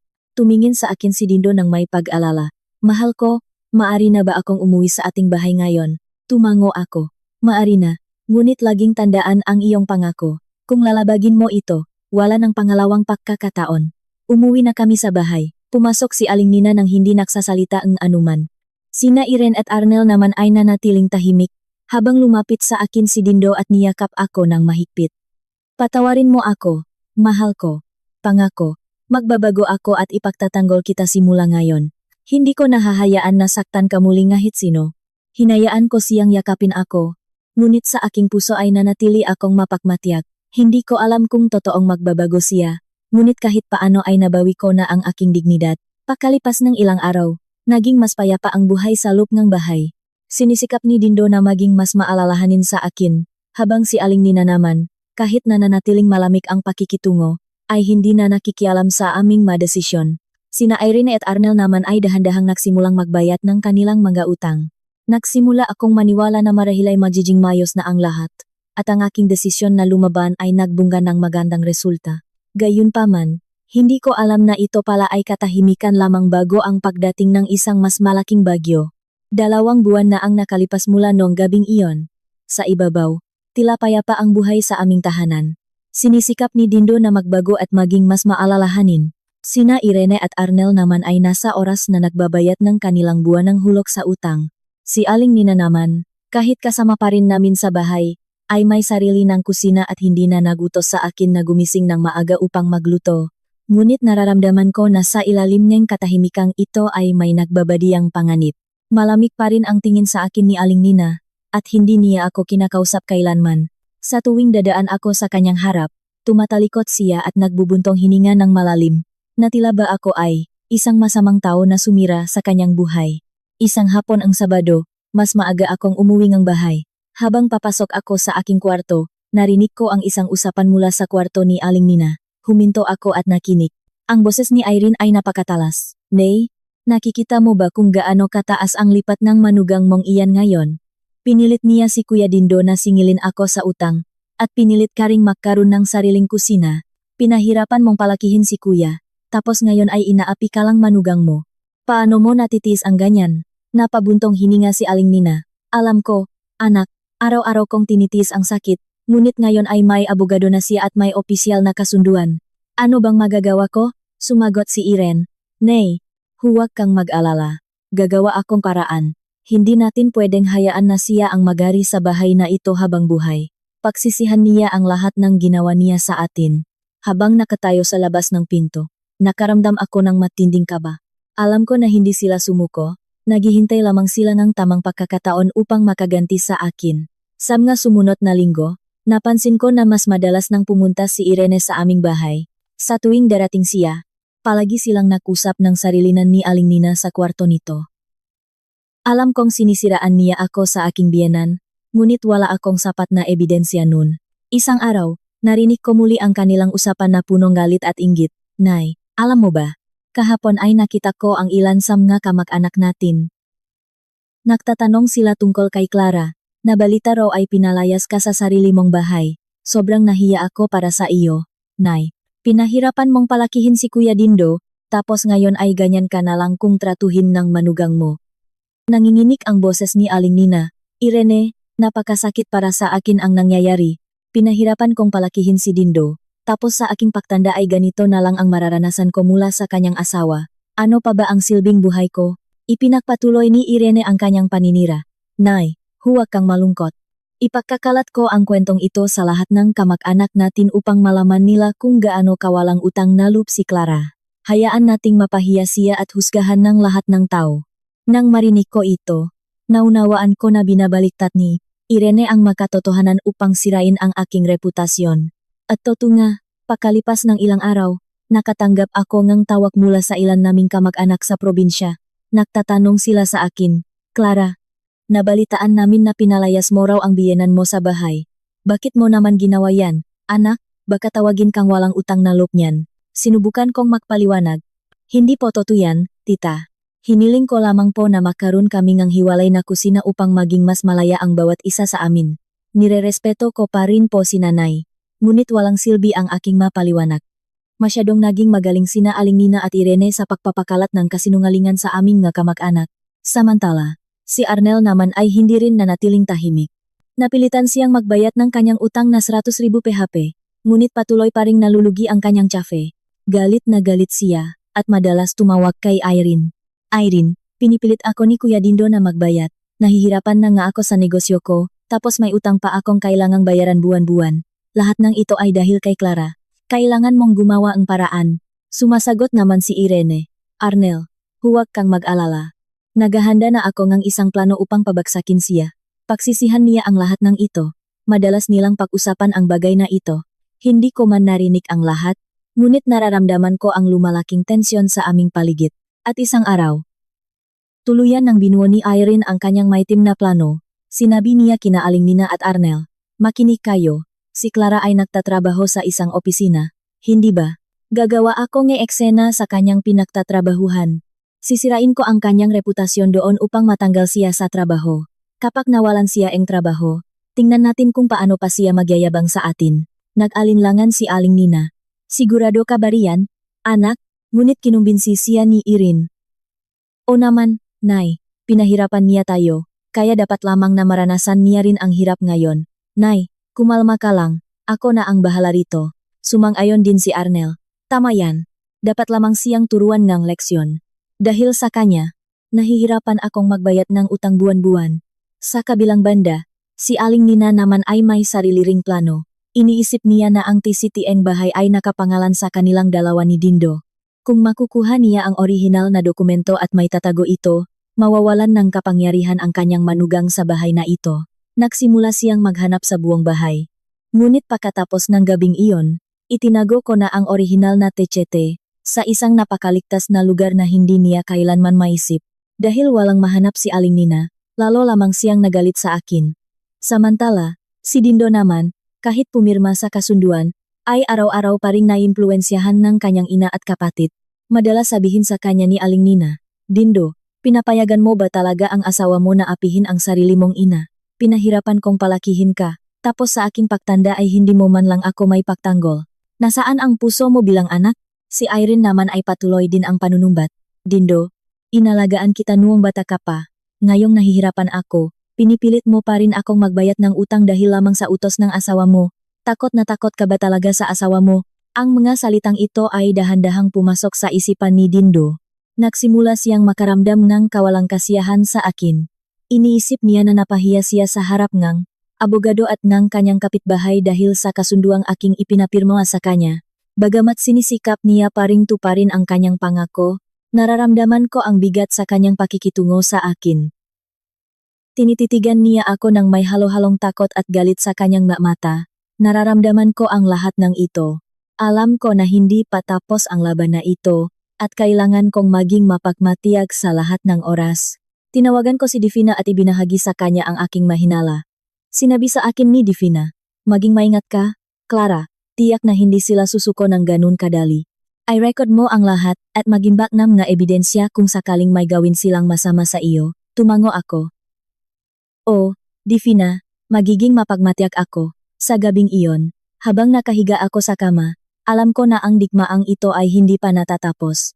Pagkalipas ng 1 linggo, tuluyan nang isinagawa ni Irene ang kanyang plano. Noon ay araw ng Miyerkules. Habang abala ako sa aking trabaho sa opisina, biglang lumapit sa akin ang aking kasamahan at sinabi, "Clara, pinatatawag ka ng ating boss sa kanyang opisina ngayon din." Biglang bumilis ang tibok ng aking puso. Nakakaramdam na may hindi magandang mangyayari. Kumatok ako sa pinto ng opisina ni Sir Andres, ang aming boss. Nakaupo siya sa kanyang lamesa na may seryosong mukha. "Clara, maupo ka." Ang kanyang boses ay mas malamig kaysa sa karaniwan. Naupo ako. "Ano pong nangyari?" Sir Andres, tumingin siya sa akin ng seryoso at nagsalita.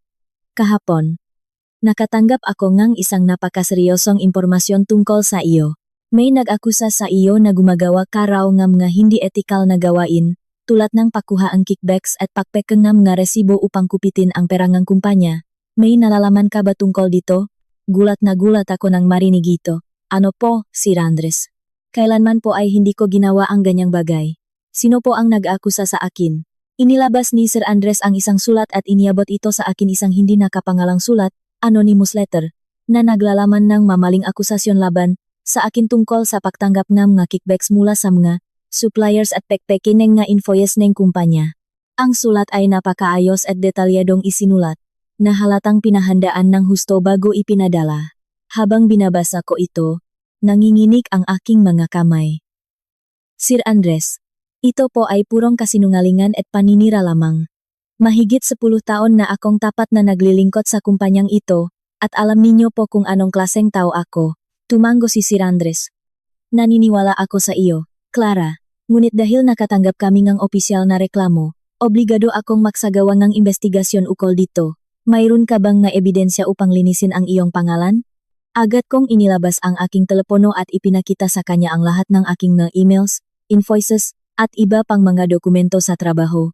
Ipinaliwanag ko sa kanya ang bawat detalye upang patunayan na wala akong ginawang anumang pagkakamali sa aking matransaksyon. Buti na lamang at palagi akong maingat sa aking mga dokumento at mayroon akong nakatagong kopya ng lahat ng aking mga transaksyon sa kumpanya. Maingat na sinuri ni Sir Andres ang lahat ng aking mga ipinakitang dokumento. At pagkatapos ay tumango siya. "Sige, naniniwala ako sa iyo. Magsasagawa ako ng mas malalim na investigasyon ukol dito. Kumalma ka muna at magpatuloy sa iyong trabaho." Nakaramdam akong kaunting ginhawa. Ngunit sa kaibuturan ng aking puso ay alam ko na si Irene ang utak sa likod ng paninirang ito. Pagbalik ko sa aking desk, nagsimula akong mag-imbestiga sa aking sariling paraan. Sinuri ko ang aking mga social media accounts at may nakita akong isang kakaibang bagay, isang pekeng account na gamit ang pangalan ng isa sa aking mga malapit na kasamahan sa trabaho na nagpapakalat ng mga maling kwento tungkol sa akin. Nakasulat sa post nito, "Nabalitaan niyo ba na si Clara pala sa opisina ay hindi tapat sa kanyang trabaho? Mahilig kumuha ng kickbacks mula sa mga suppliers. Mag-ingat kayo sa kanya." Agad kong kinuha ang screenshot ng post na iyon at tinawagan ang aking kasamahan sa trabaho. Gulat na gulat siya nang malaman ito. "Diyos ko, Clara, hindi sa akin ang account na iyan. May gumamit lang ang pangalan ko upang manira." Isusumbong ko agad ito sa management ngayon din.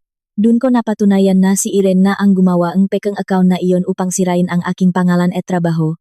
Agad kong ipinagbigay alam ang bagay na ito kay Sir Andres. Galit na galit si Sir Andres nang malaman ito. "Napakalabis na nito. Tutulungan ka ngang kumpanya na imbestigahan ang IP address ng gumawa ngang account na ito upang mapanagot kung sino man siya." Matapos ang investigasyon ng aming IT department, napatunayan na ang IP address na ginamit sa paggawa ang pekeng account ay nakmula mismo sa telepono ni Irene. Agad na nagpadala ang aming kumpanya ng isang opisyal na sulat, legal demand letter kay Irene, na nakbabala na ay dedemanda siya sa pulisya kung hindi niya ititigil ang kanyang maginagawa laban sa akin. Nakaramdam akong labis na tagumpay, ngunit alam ko na tiyak na lalo lamang magagalit si Irene at maghahanap ng iba pang paraan upang makaganti sa akin. Eto tunga, nang hapon ding iyon pag-uwi ko sa bahay, may napansin akong kakaiba. Ang aparador ng mga dokumento sa aking kwarto ay basang-basa ng tubig. Ang aking nga mahahalagang kontrata sa trabaho, mga photocopies ng TCT ang bahay, at iba pang mga ebidensya ay basang-basa na at halos masira na. Nagmamadali akong lumabas ng kwarto at sumiga. Bakit basang-basa ng tubig ang mga dokumento ko sa kwarto? Si Aling Nina na nanonood ng telebisyon ay humarap sa akin nang may pekeng gulat sa kanyang muha. Ay, hindi ko alam, anak. Nagpunas kasi ako ng sahig kanina sa tapat ng kwarto niyo. Baka naman hindi ko sinasadyang matapon ang tubig doon. Pasensya ka na, anak. Tinitigan ko siya ng may pagdududa. Ngunit napakahusay ang kanyang pag-arte bilang isang matanda na walang kasalanan. Sinabi ko sa kanya, Nay, kailangan ninyong maging maingat. Napakahalaga ngang dokumentong iyon para sa akin. Tumango siya. Oh, pasensya ka na talaga. Matanda na kasi ako at nanginginig na ang nga kamay ko. Ngunit hindi ako naniwala sa kanyang nga salita. Pumasok ako sa kwarto. Naalala na mayroon akong inilagay na nakatagong kamera roon. Agad kong tiningnan ang footage sa aking telepono, at gulat na gulat ako sa aking nakita. Malinaw na ipinakita sa video kung paano kumuha si Aling Nina ng isang balde ng tubig at dahan-dahang ibinuhos ito sa ibabaw ng aking aparador ng nga dokumento. Ginawa niya ito ng dahan-dahan at maingat upang matiyak na mababasa ang lahat ng aking mahalagang papeles sa loop. Nanginginig ang aking buong katawan sa galit. Sinasadya ng aking biyenan na sirain ang aking magamit. Kinuha ko ang aking telepono at nagtungo sa sala upang harapin siya. Nay, may gusto lang akong itanong sa inyo. Ang aking boses ay nanginginig sa pagpipigil ngalit. Tumingin sa akin si Aling Nina. Anong itatanong mo? Iniharap ko sa kanya ang video sa aking telepono. Sabi ninyo kanina ay hindi ninyo sinasadya. Ano po itong nakikita ko sa video? Nang makita ang video, biglang namutla ang mukha ni Aling Nina. Sinubukan pa rin niyang makpalusot. Hindi ko nga sinasadya yan. Nanginginig kasi ang kamay ko nun. Pinutol ko siya. Nay, huwag na kayong magsinungaling pa sa akin. Malinaw na ipinapakita sa video na ginawa ninyo ito ng dahan-dahan at maingat. Sinasadya ninyong sirain ang aking mga dokumento. Nanahimik si Aling Nina, hindi na makasagot. Sa sandaling iyon, biglang dumating si Dindo mula sa trabaho. Nang marinig ang aming pagtatalo, agad siyang pumasok sa sala. Anong nangyayari rito? Ipinakita ko ang video kay Dindo. Namutla ang kanyang muha sa kanyang nakita. Humarap siya sa kanyang ina. Nay, totoong ginawa ninyo ito? Biglang naiyak si Aling Nina. Dindo, ginawa ko lang naman ito para sa iyo. Anak, natatakot ako na baka gamitin ng asawa mo ang dokumento ng bahay upang ibenta ito, at wala ka ng matirahan sa huli.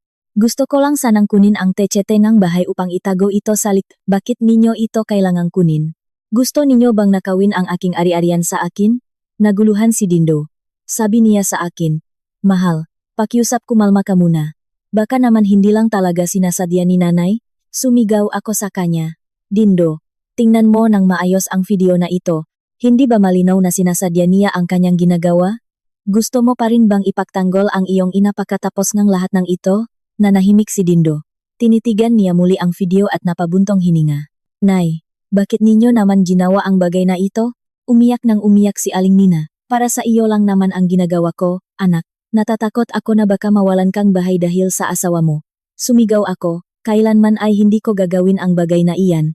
Ang bahay na ito ay pag-ari naming dalawa ni Dindo, at wala kayong karapatang makialam sa aming nga dokumento. Nagpatuloy ang aming pagtatalo hanggang sa gabi. Sa huli, sinabi ni Dindo, Tama na, Nay. Pumunta na po kayo sa kwarto ninyo.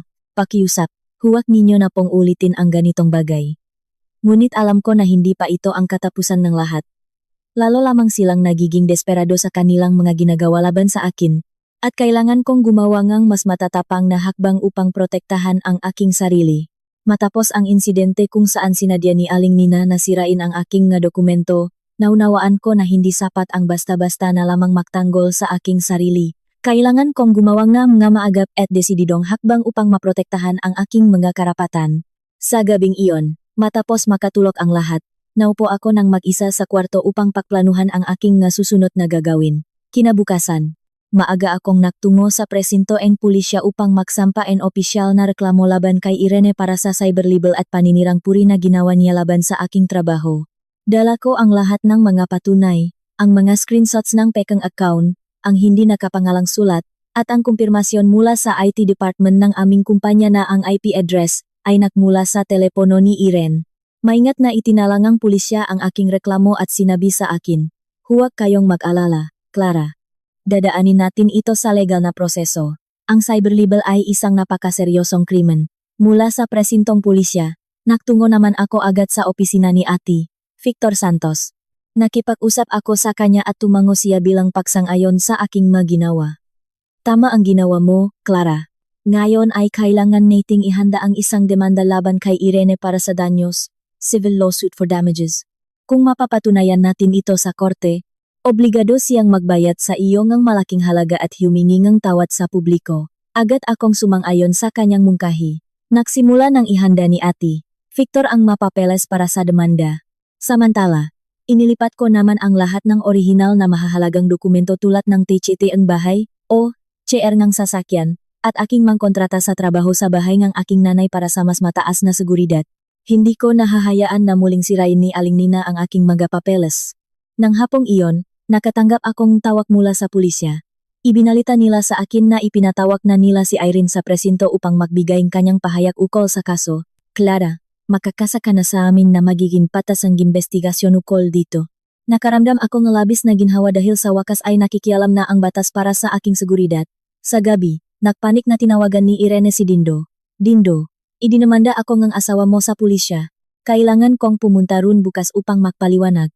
Pakiusap, sabihan mo ang asawa mo na iurong ang demanda. Kapatid mo ako, paano niya nagawa ito sa akin? Humarap sa akin si Dindo nang may komplikadong tingin sa kanyang mga mata. Idinamanda mo si Irene sa pulisya. Tumango ako ng may kalmadong muha. Oh, siniraan niya ang aking pangalan at muntik na akong mawalan ng trabaho dahil sa kanya. Kailangan kong protektahan ang aking sarili. Napabuntong hininga si Dindo. Pro kapatid ko siya, mahal ko, pinutol ko siya. Alam ko, Dindo, ngunit gumawa siya ng isang krimen at kailangan niyang harapin ang makahihinatnan ng kanyang maginawa. Pakiusap, huwag kang makialam dito. Nanahimik si Dindo, naguguluhan kung sino ang kanyang ipagtatanggol sa pagitan ng kanyang asawa at ng kanyang kapatid. Kinabukasan, napilitan si Irene na pumunta sa presinto ng pulisya. Doon ay binigyan siya ng pulisya ng isang napakahigpit na babala. Binigyang diin ng pulis na kung ulitin niya pa ang kanyang nga ginawa laban sa akin, maari siyang makulong dahil sa cyber libel. Umuwi si Irene sa bahay na may namumutlang mukha. Tinawagan niya agad si Aling Nina habang umiyak. Nay, ipinatawag ako sa pulisya dahil kay Clara. Tulungan niyo po ako. Nang marinig ito, nagpasya si Aling Nina na gumawa ng sarili niyang paraan upang labanan ako. Inisip niya na masyado ko nang inaapi ang kanyang pamilya at kailangan niya akong turuan ng leksyon. Nang araw na iyon, nakunwari si Aling Nina na may sakit sa puso. Sumigaw siya sa kanyang kwarto habang hawak ang kanyang dibdib. Aray, ang sakit ng puso ko. Parang mamatay na ako. Gusto akong patayin ng manugang ko. Habang abala ako sa pagluluto sa kusina, nagmamadali akong tumakbo patungo sa kanyang kwarto. Nakita ko siyang nakahiga sa kama, umaaray sa sakit at hawak ang kanyang dibdib. Nagtanong ako, Nay, ano pong masakit sa inyo? Sumigaw si Aling Nina. Gusto mo akong patayin, hindi ba? Dahil sa ginawa mo kay Irene, inatake ako sa puso. Iurong mo ang demanda mo sa kanya. Dahil kung hindi ay mamatay ako rito ngayon din. Alam kong nakukunwari lamang siya. Ngunit hindi ko ito maring balewalain lamang dahil sa kanyang edad. Agad akong tumawag ng ambulansya upang dalhin siya sa ospital. Sa loop ng ambulansya, patuloy pa rin ang kanyang paksiga. Walang utang na loob na manugang, pinahihirapan mo ang biyenan mo. Pagdating sa ospital, maingat na sinuringang ga doktor si Aling Nina. Pagkatapos ang ECG at iba pang mapagsusuri sa dugo, kinausap ako ng doktor sa labas ng kwarto. Mrs. Clara, wala pong anumang problema sa puso ang inyong biyenan. Malusog po ang kanyang puso, at marahil ay nakakaranas lamang siyang kaunting stress. Nagtanong muli ako, ibig sabihin po ba, Dok, ay wala siyang atake sa puso? Umiling ang doktor at bumulong sa akin. Sa totoo lang, batay sa lahat ng mga pagsusuri, wala pong anumang senyales ng atake sa puso ang kanyang nararanasan. Tila nakukunwari lamang siya upang bigyan kayo emosyonal na pressure sa inyong pamilya. Nang marinig ko ito, napatunayan ko ang aking hinala. Ginamit ni Aling Nina ang paraang ito upang pilitin akong iurong ang aking demanda laban kay Irene, ngunit hindi na ako muling papayak na magpadala sa kanyang manipulasyon. Pag-uwi namin sa bahay, patuloy pa rin si Aling Nina sa kanyang pagrereklamo. Mamatay na ako rito dahil sa manugang ko. Pakiusap, iurong mo na ang demanda mo kay Irene. Tumingin ako sa kanya ng may kalmadong mukha. Sabi pong doktor ay malusok kayo. Nay, huwag na po kayong makunwaring may sakit sa puso dahil alam ko na ang totoo. Hindi ko po iurong ang aking demanda laban kay Irene. Galit na galit si Aling Nina sa aking sinabi. Ang lakas ng loop mong sabihin na nagkukunwari ako. Walang utang na loop, ngunit hindi ko na siya pinansin. Kinabukasan, pumunta si Arnel sa aming bahay. Alam niya na ipinatawag si Irene sa pulisya, at galit na galit siya sa akin. Malakas siyang kumatok sa aming pinto. Clara, lumabas ka riyan. Sam, bakit mo idinamanda si Irene sa pulisya? Alam mo ba ang ginagawa mo? Binuksan ko ang pinto at tiningnan siya ng may malamig na tingin. Arnel, anong kailangan mo? Itinuro ni Arnel ang kanyang daliri sa aking mukha. Iurong mo ang demanda mo kay Irene ngayon din. Dahil kung hindi ay hindi kita papatulan sa bahay na ito. Agad kong inilabas ang aking telepono at binuksan ang video kamera upang i-record siya. Sige, magpatuloy ka lang sa pagsasalita, Arnel. Pinakbabantaan mo ba ako? Narecord ko ang lahat ng sinasabi mo ngayon at magagamit ko ito upang isampa sa pulisya laban sa iyo. Nang makita ang video kamera, biglang natakot si Arnel. Sinubukan niyang pakalman ang kanyang sarili. Hindi kita pinakbabantaan, Clara. Gusto ko lang sanang unawain mo rin ang kalagayan ni Irene ngayon. Umiling ako. Hindi ko siya maaring unawain dahil nakasala siya sa akin at kailangan niyang harapin ang batas. Kung magpapatuloy ka pa sa paggawa ang eksena rito sa tapat ng bahay ko, tatawag ako ang pulisya ngayon din upang hulihin ka. Sa huli, napilitang umalis si Arnel nang may matinding galit sa kanyang muha. Sa gabi, hindi na nakatiis si Dindo dahil sa sobrang gulo na sitwasyon ng aming pamilya. Tinawagan niya ang kanyang buong pamilya upang kausapin sila ng seryoso. Tama na. Sinisira ninyong lahat ang aking pamilya. Gulat na gulat si Aling Nina sa sinabi ng kanyang anak. Anong sinasabi mo, anak? Ipinagpatuloy ni Dindo ng may nanginginig na boses. Nay, sinadya ninyong sirain ang nga dokumento ni Clara sa kwarto natin. Si Irene naman ay siniraan si Clara sa kanyang trabaho upang matanggal siya. Si Arnel naman ay nagpunta rito upang pagbantaan ang aking asawa. Ano pa ba ang gusto ninyong mangyari? Gusto niyo ba kaming maghiwalay ni Clara dahil sa mga ginagawa ninyo? Umiyak si Irene. Dindo, ginawa ko lang naman ito para sa iyo. Ngunit umiling si Dindo. Hindi, Irene. Ginawa mo ito para sa sarili mo. Ayaw mo lang magbayad ng utang sa amin kaya mo siniraan ang aking asawa. Gayon din si Arnel. At kayo naman, Nay, gusto ninyo pa ring kontrolin ang aking pamilya kaya ninyo sinira ang magamit ng asawa ko. Nanahimik ang buong pamilya sa kanyang sinabi. Hindi nila akalain na magsasalita si Dindo ng ganun kaseryoso laban sa kanila. Samantala, tinulungan naman ako ni Divina na makipag-ugnayan sa isang lokal na mamamahayag, media outlet. Clara, dapat mong ibahagi ang iyong kwento sa media upang malaman ng publiko ang kawalan ng katarungang iyong naranasan sa loob ng maraming taon. Hayaan nating suportahan ka ng gatao. Sumang-ayon ako sa kanyang mungkahi. Nakipagita ako sa mamamahayag at isinalaysay ang aking buong kwento. Ang artikulo na may pamagat na ang kwento ang isang asawang inapi ng pamilya ang kanyang mister ay handa na para sa opisyal na paglalatala. Kung magpapatuloy pa rin sila sa kanilang maginagawa, alam ko na ang digmaang ito ay hahantong na sa kanyang sukdulan. Matapos ang galit na pahayag ni Dindo, hindi pa rin naging mayos ang sitwasyon sa loob ng bahay. Sa halip, sina Aling Nina, Irene, at Arnel ay nakakaramdam na sila ay nagigipit na, kaya nagpasya silang gumawa ng mas desperadong hakbang laban sa akin. Pagkalipas ng isang linggo, noong Biyernes ng gabi, habang nagluluto ako sa kusina, bigla na naman akong narinig na sumisigaw si Aling Nina mula sa kanyang kwarto. Sa pagkakataong ito, ang kanyang boses ay tila napakasakit at puno ng tunay na pagdurusa.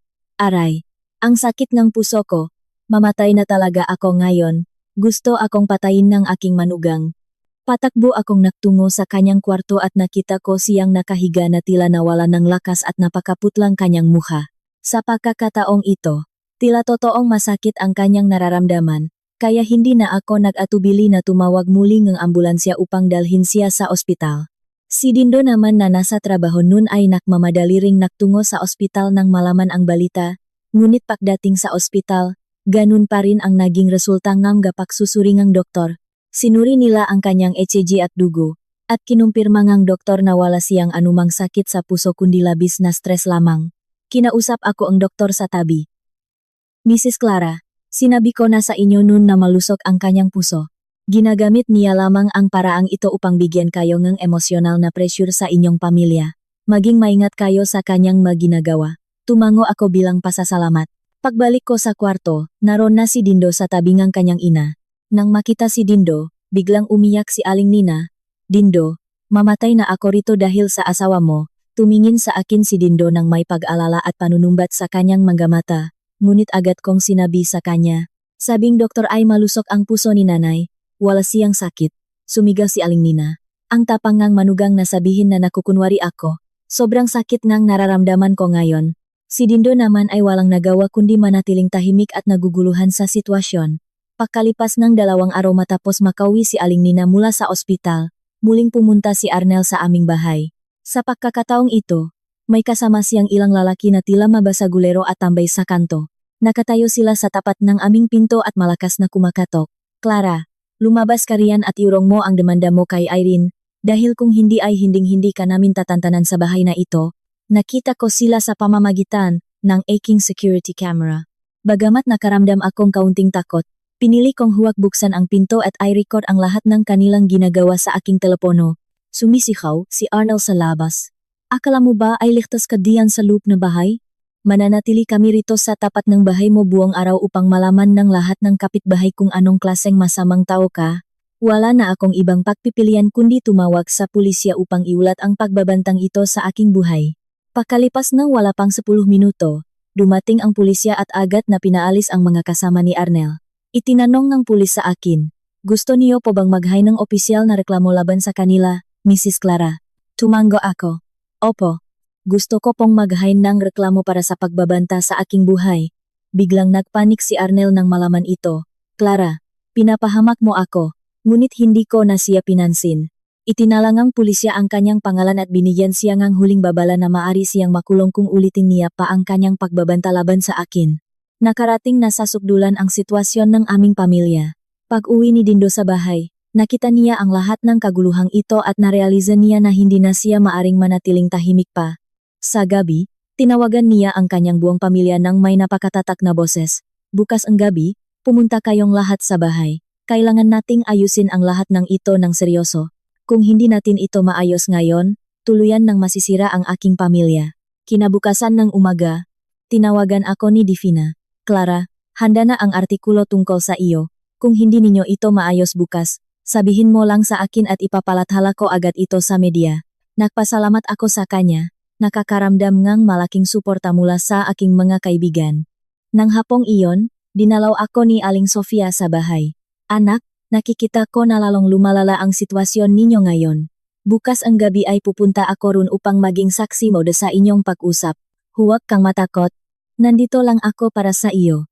Niyakap ko siya habang umiyak sa labas ng aking puso. Sa gabing iyon, hindi ako makatulog sa pag-iisip na bukas ang magiging pinakamahalagang araw sa aking buhay. Alisin man nila ang kanilang masamang ugali o tuluyan na akong makikipag-anul kay Dindo. Isinulat ko ang lahat ng aking gustong sabihin, ang lahat ng aking naranasang hirap sa loob ng 10 taon at ang aking mga huling kondisyon sa kanila. Kinabukasan ngang umaga, nakipakita ako kay Ate Victor Santos upang ihanda ang lahat. Ate Victor, bukas ang gabi ay makakaroon kami ng huling pag-usap ng aming pamilya. Pakiusap, pumunta po kayo ron upang maging saksi at aking legal na tagapayo sa buong pag-usap. Tumango si Ate Victor. Sige, Clara. Darating ako ron upang tulungan ka. Nang hapong iyon, inihanda ko ang lahat ng aking mga patunay, ang mga screenshots ng mga bank transfers, ang mga audio recordings, ang mga video mula sa security camera, at ang mga promissory notice nina Irene at Arnel. Eksaktong alas 7 na gabi, nagsimula nang dumating ang pamilya ni Dindo. Dumating sina Aling Nina, Irene, at Arnel na may maitim na mukha at puno ng kawalang kasiyahan. Nakatayo naman si Dindo sa gitna ng sala. Maupo kayong lahat. Ngayong gabi ay kailangan nating desisyonan ang lahat ng bagay. Kung hindi natin ito maayos, maghihiwalay kami ni Clara at haharapin nating lahat ang malegal na kahihinatnan nito. Sa sandaling iyon, tumunok ang aming doorbell. Binuksan ko ang pinto at pumasok si Ate Victor Santos. Gulat na gulat ang buong pamilya nang makita ang aking abogado sa loob ng bahay. Muling tumunok ang doorbell, at pumasok naman si Aling Sofia. Nandito ako upang maging saksi ni Clara sa pag-uusap na ito ngayon. Sa pagkakataong ito, puno na ang aming sala ako, si Dindo, ang kanyang pamilya, ang aking abogado, at ang aking kapitbahay. Napakabigat at napakatahimik ng buong paligid, na tila ba may paparating na bagyo sa loob ang bahay. Nagsimulang magsalita si Dindo habang nakatayo sa gitna ng sala at nakatitik sa bawat isa sa kanila. Ngayong gabi ay kailangan nating tapusin ang lahat ng kaguluhang ito. Walang sinuman ang maaring umiwas. Pagod na ako sa manangyayaring ito sa aking pamilya dahil sa inyong mga ginagawa. Tiningnan niya ang kanyang ina.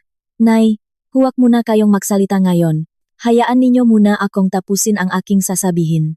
Clara, ipresenta mo ang lahat ng mapatunay mo. Binuksan ko ang aking bag, inilabas ang lahat ng inihandang dokumento, at inilatag ang mga ito sa lamesa sa tapat namin. Naupo naman si Ate Victor sa tabi ko upang gabayan ako. Nagsimula akong magsalita. Una, tungkol sa pagkasira ng aking mga mahahalagang dokumento na ginawa ni Aling Nina, ipinakita ko ang video footage mula sa aking security camera. Biglang namutla ang mukha ni Aling Nina, at sinubukan pa rin niyang magpalusot. Pinutol ko siya agad. Ang video na ito ay sapat na patunay na sinadya ninyong sirain ang aking mga dokumento upang hindi ko magamit ang aking mga karapatan sa ari-arian ng bahay. Dagdag pa ni Ate Victor Santos. Ayon sa batas, ang pagsira ng gamit o ari-arian ng ibang tao ay isang krimen, malicious mischief, na maaring maparusahan sa ilalim ng ating batas. Napatahimik si Aling Nina sa narinig. Pangalawa, tungkol sa paninirang puri na ginawa ni Irene laban sa aking trabaho. Ipinakita ko ang mga screenshots ng pekang account, ang sulat na ipinadala sa aming boss, at ang opisyal na patunay mula sa aming kumpanya na ang IP address ay nagmula sa kanyang telepono. Napayo ko si Irene sa kahihiyan. Sinabi ni Ate Victor, ang cyberlibel ay isang napakaseryosong krimen sa ilalim ng ating batas, Cybercrime Prevention Act. Kung hindi hihingiin paumanhin si Irene sa publiko at hindi magbabayad para sa danyos na kanyang idinulot, itutuloy namin ang demanda sa korte. Nanginginig na sumagot si Irene. Humihingi ako ng tawad sa iyo, Clara. Umiling ako. Hindi sapat ang basta-basta na lamang humingi ng tawad sa akin. Kailangan mong mag-post ng opisyal na paumanhin sa iyong social media accounts at magpadala ng formal na sulat ng paumanhin sa aking opisina upang linisin ang aking pangalan sa aming boss. Pangatlo, tungkol sa pagbabanta sa aking buhay na ginawa ni Arnel kasama ang kanyang nga kaibigan. Ipinakita ko ang video recording ng kanilang ginawang pagbabanta sa labas ng aming bahay. Arnel, alam mo ba na ang ginawa mo ay labag sa batas? Napayuko si Arnel sa takot. Humihingi ako ng tawad, Clara. Seryosong sinabi ni Ate Victor, ang pagbabanta grave threats laban sa ibang tao ay isang seryosong krimen. Kung ulitin mo pa ito, maaari kang makulong ng walang pasubali. At ngayon naman ang pinakamahalagang bagay sa lahat. Inilabas ko ang aking inihandang financial report ng aming pamilya. Sa loob ng 10 taon ng aming pagsasama, nag-ambag ako ng mahigit 5,000 PHP sa pamilyang ito. Narito ang lahat ng mabang statements upang patunayan ito. Gulat na gulat ang buong pamilya nang makita ang napakalaking halagang iyon sa papel. Samantala, nag-withdraw si Dindong kabuwang 300,000 PHP upang ipautang kina Irene at Arnel nang walang pahintulot ko. At nang mangailangan akong 70,000 PHP para sa operasyon ng aking tatay na nag-agaw buhay, tinanggihan mo ako, Dindo. Ngunit pakalipas lamang ng 1 linggo, mayroon kang 150,000 PHP para ibili ng kotse si Irene. Patas ba ang ginawa mo sa akin? Napayuko si Dindo, hindi makapagsalita ang kahit isang salita sa tindi ang kahihiyan at pagsisisi. Ipinaliwanag ni Ate Victor, ayon sa ating batas sa pamilya, Family Code of the Philippines, ang mga ari-arian ng mag-asawa ay dapat gamitin ng may pagsang-ayon ng bawat isa. May legal na karapatan si Clara na hilingin ang pagbabalik ng lahat ng perang ipinamigay mo nang walang pahintulot niya. Inilagay ko ang mapromissory notas sa harap ni na Irene at Arnel. Kaunting bahagi pa lamang ang inyong nababayaran sa inyong mga utang sa amin. Bibigyan ko kayo ng 3 buwan upang bayaran ang buong utang ninyo sa amin. Dahil kung hindi ay idedemanda ko kayo sa korte upang i-foreclose ang inyong mga ari-arian. Nagpanik silang dalawa nang marinig ito. Tumayo naman si Dindo. Irene, Arnel, narinig ninyo ba ang sinabi ni Clara? Hindi ko na kayo ipagtatanggol pa ngayon. Kailangan ninyong bayaran ang inyong mga utang sa lalong madaling panahon. Sa huli, binalingan ni Dindo ang kanyang ina. At kayo naman, Nay, kailangan ninyong humingi ng tawad kay Clara ngayon din. Sobra-sobra na po ang ginawa ninyong pang-api sa aking asawa sa loob ng maraming taon. Gulat na gulat si Aling Nina sa sinabi ng kanyang anak. Pinipilit mo ba ang sarili mong ina na humingi ng tawad sa iyong manugang? Tumango si Dindo. Opo, dahil kung hindi ninyo ito gagawin, maghihiwalay kami ni Clara ngayon din at hinding-hindi ko na po kayo papayagang tumira sa bahay na ito. Nanginginig ang buong katawan ni Aling Nina sa takot. Nang makita na walang sinuman sa kanyang pamilya ang handang magtanggol sa kanya, tuluyan na siyang sumuko. Lumapit siya sa aking harapan at nanginginig ang boses na nagsalita. Clara, Aking manugang, pakiusap patawarin mo ako sa aking mga pagkakamali. Naging hindi ako makatarungan sa iyo sa loob ng maraming taon. Biglang pumatak ang aking naluha nang marinig ang kanyang paumanhin. Pagkatapos ng 10 taon ng aking pagtitiis at pag-iyak, sa wakas ay narinig ko rin ang masalitang ito mula sa kanya. Lumuhot naman si Irene sa aking harap. Clara, patawarin mo ako sa lahat ng aking ginawa laban sa iyo. Pangako, magpopos ako ngang paumanhin sa aking social media at magpapadala ngang sulat sa iyong opisina. Dagdag pa ni Aling Nina. Lalipat na rin ako sa bahay ni Irene upang mamuhay kami roon ng hiwalay, nang sa ganun ay mamuhay kayo ng payapa rito sa inyong bahay. Niyakap naman ako ni Dindo habang umiyak ng labis. Patawarin mo ako, mahal ko. Pangako ko sa iyo, simula ngayon ay ipagtatanggol kita sa kahit na sino at hinding-hindi ko nahahayaan na saktan ka muli. Tumango ako at niyakap ko rin siya ng mahigpit. Sa wakas, pagkatapos ang lahat ang hirap at pagtitiis, nabawi ko na ang aking dignidad bilang tao at bilang asawa. 3 buwan na ang nakalipas mula noong gabing iyon ng huling pag-usap ng aming pamilya.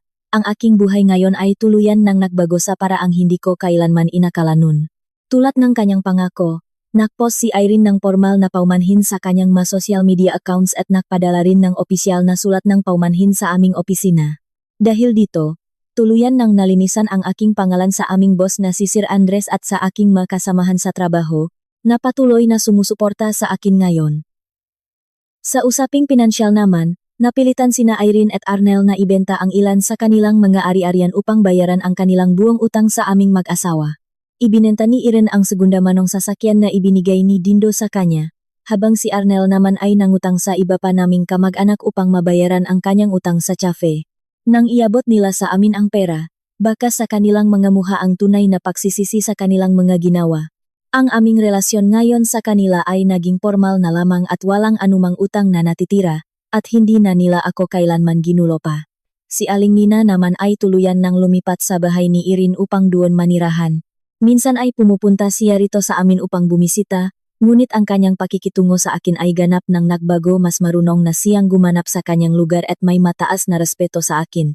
Minsan pa nga ay nakdadala siya ng mapaborito kong pakain sa bahay. Isang bagay na hindi niya kailanman ginawa sa akin sa loob ng 10 taon ng aming pagsasama. At ang pinakamahalaga sa lahat, si Dindo ay tuluyan nang nagbago bilang isang mabuting asawa. Palagi na niyang pinakikinggan ang aking mga opinyon at desisyon, lalo na sa usaping pinansyal ng aming pamilya.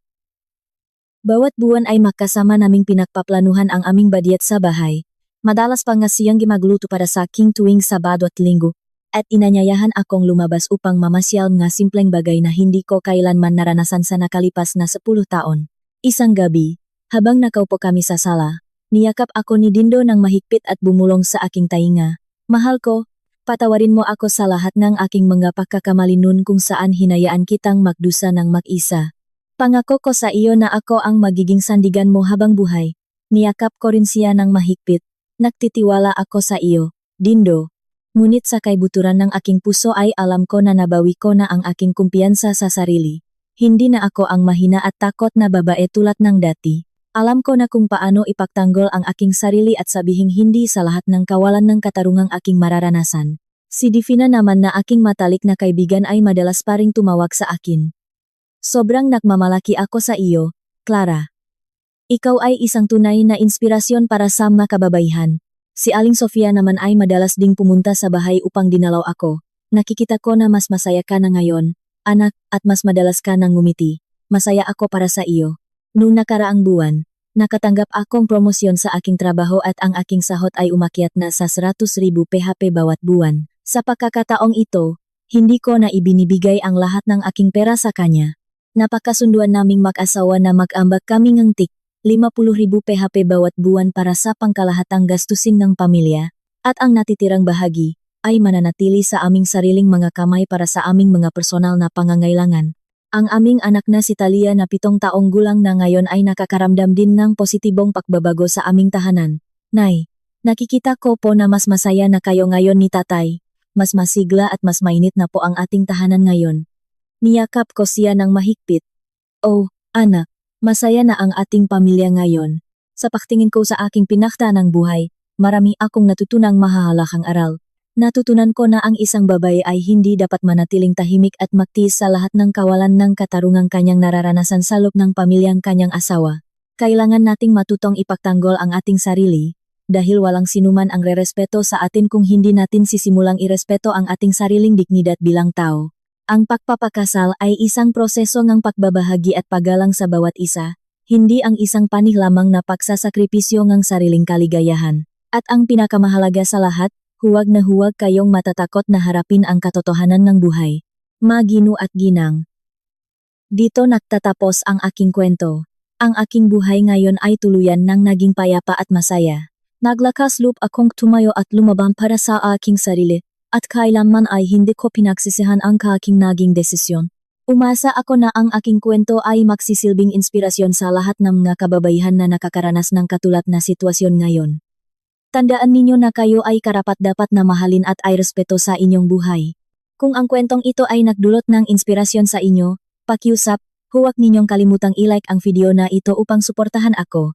Mag-iwan din ng inyong makomento at ibahagi ang inyong masalubin sa ibaba. Gustong-gusto ko pong marinig ang inyong makwento. At huwag ding kalimutang mag-subscribe sa channel na ito upang hindi ninyo mapalampas ang iba pang na kwentong kapupulutan ng aral. Maraming salamat sa inyong pakikinig sa aking kwento ngayon. Nais ko pong kayong lahat ay maging matatag, masaya, at may mataas na respeto sa inyong sariling buhay. Salamat po.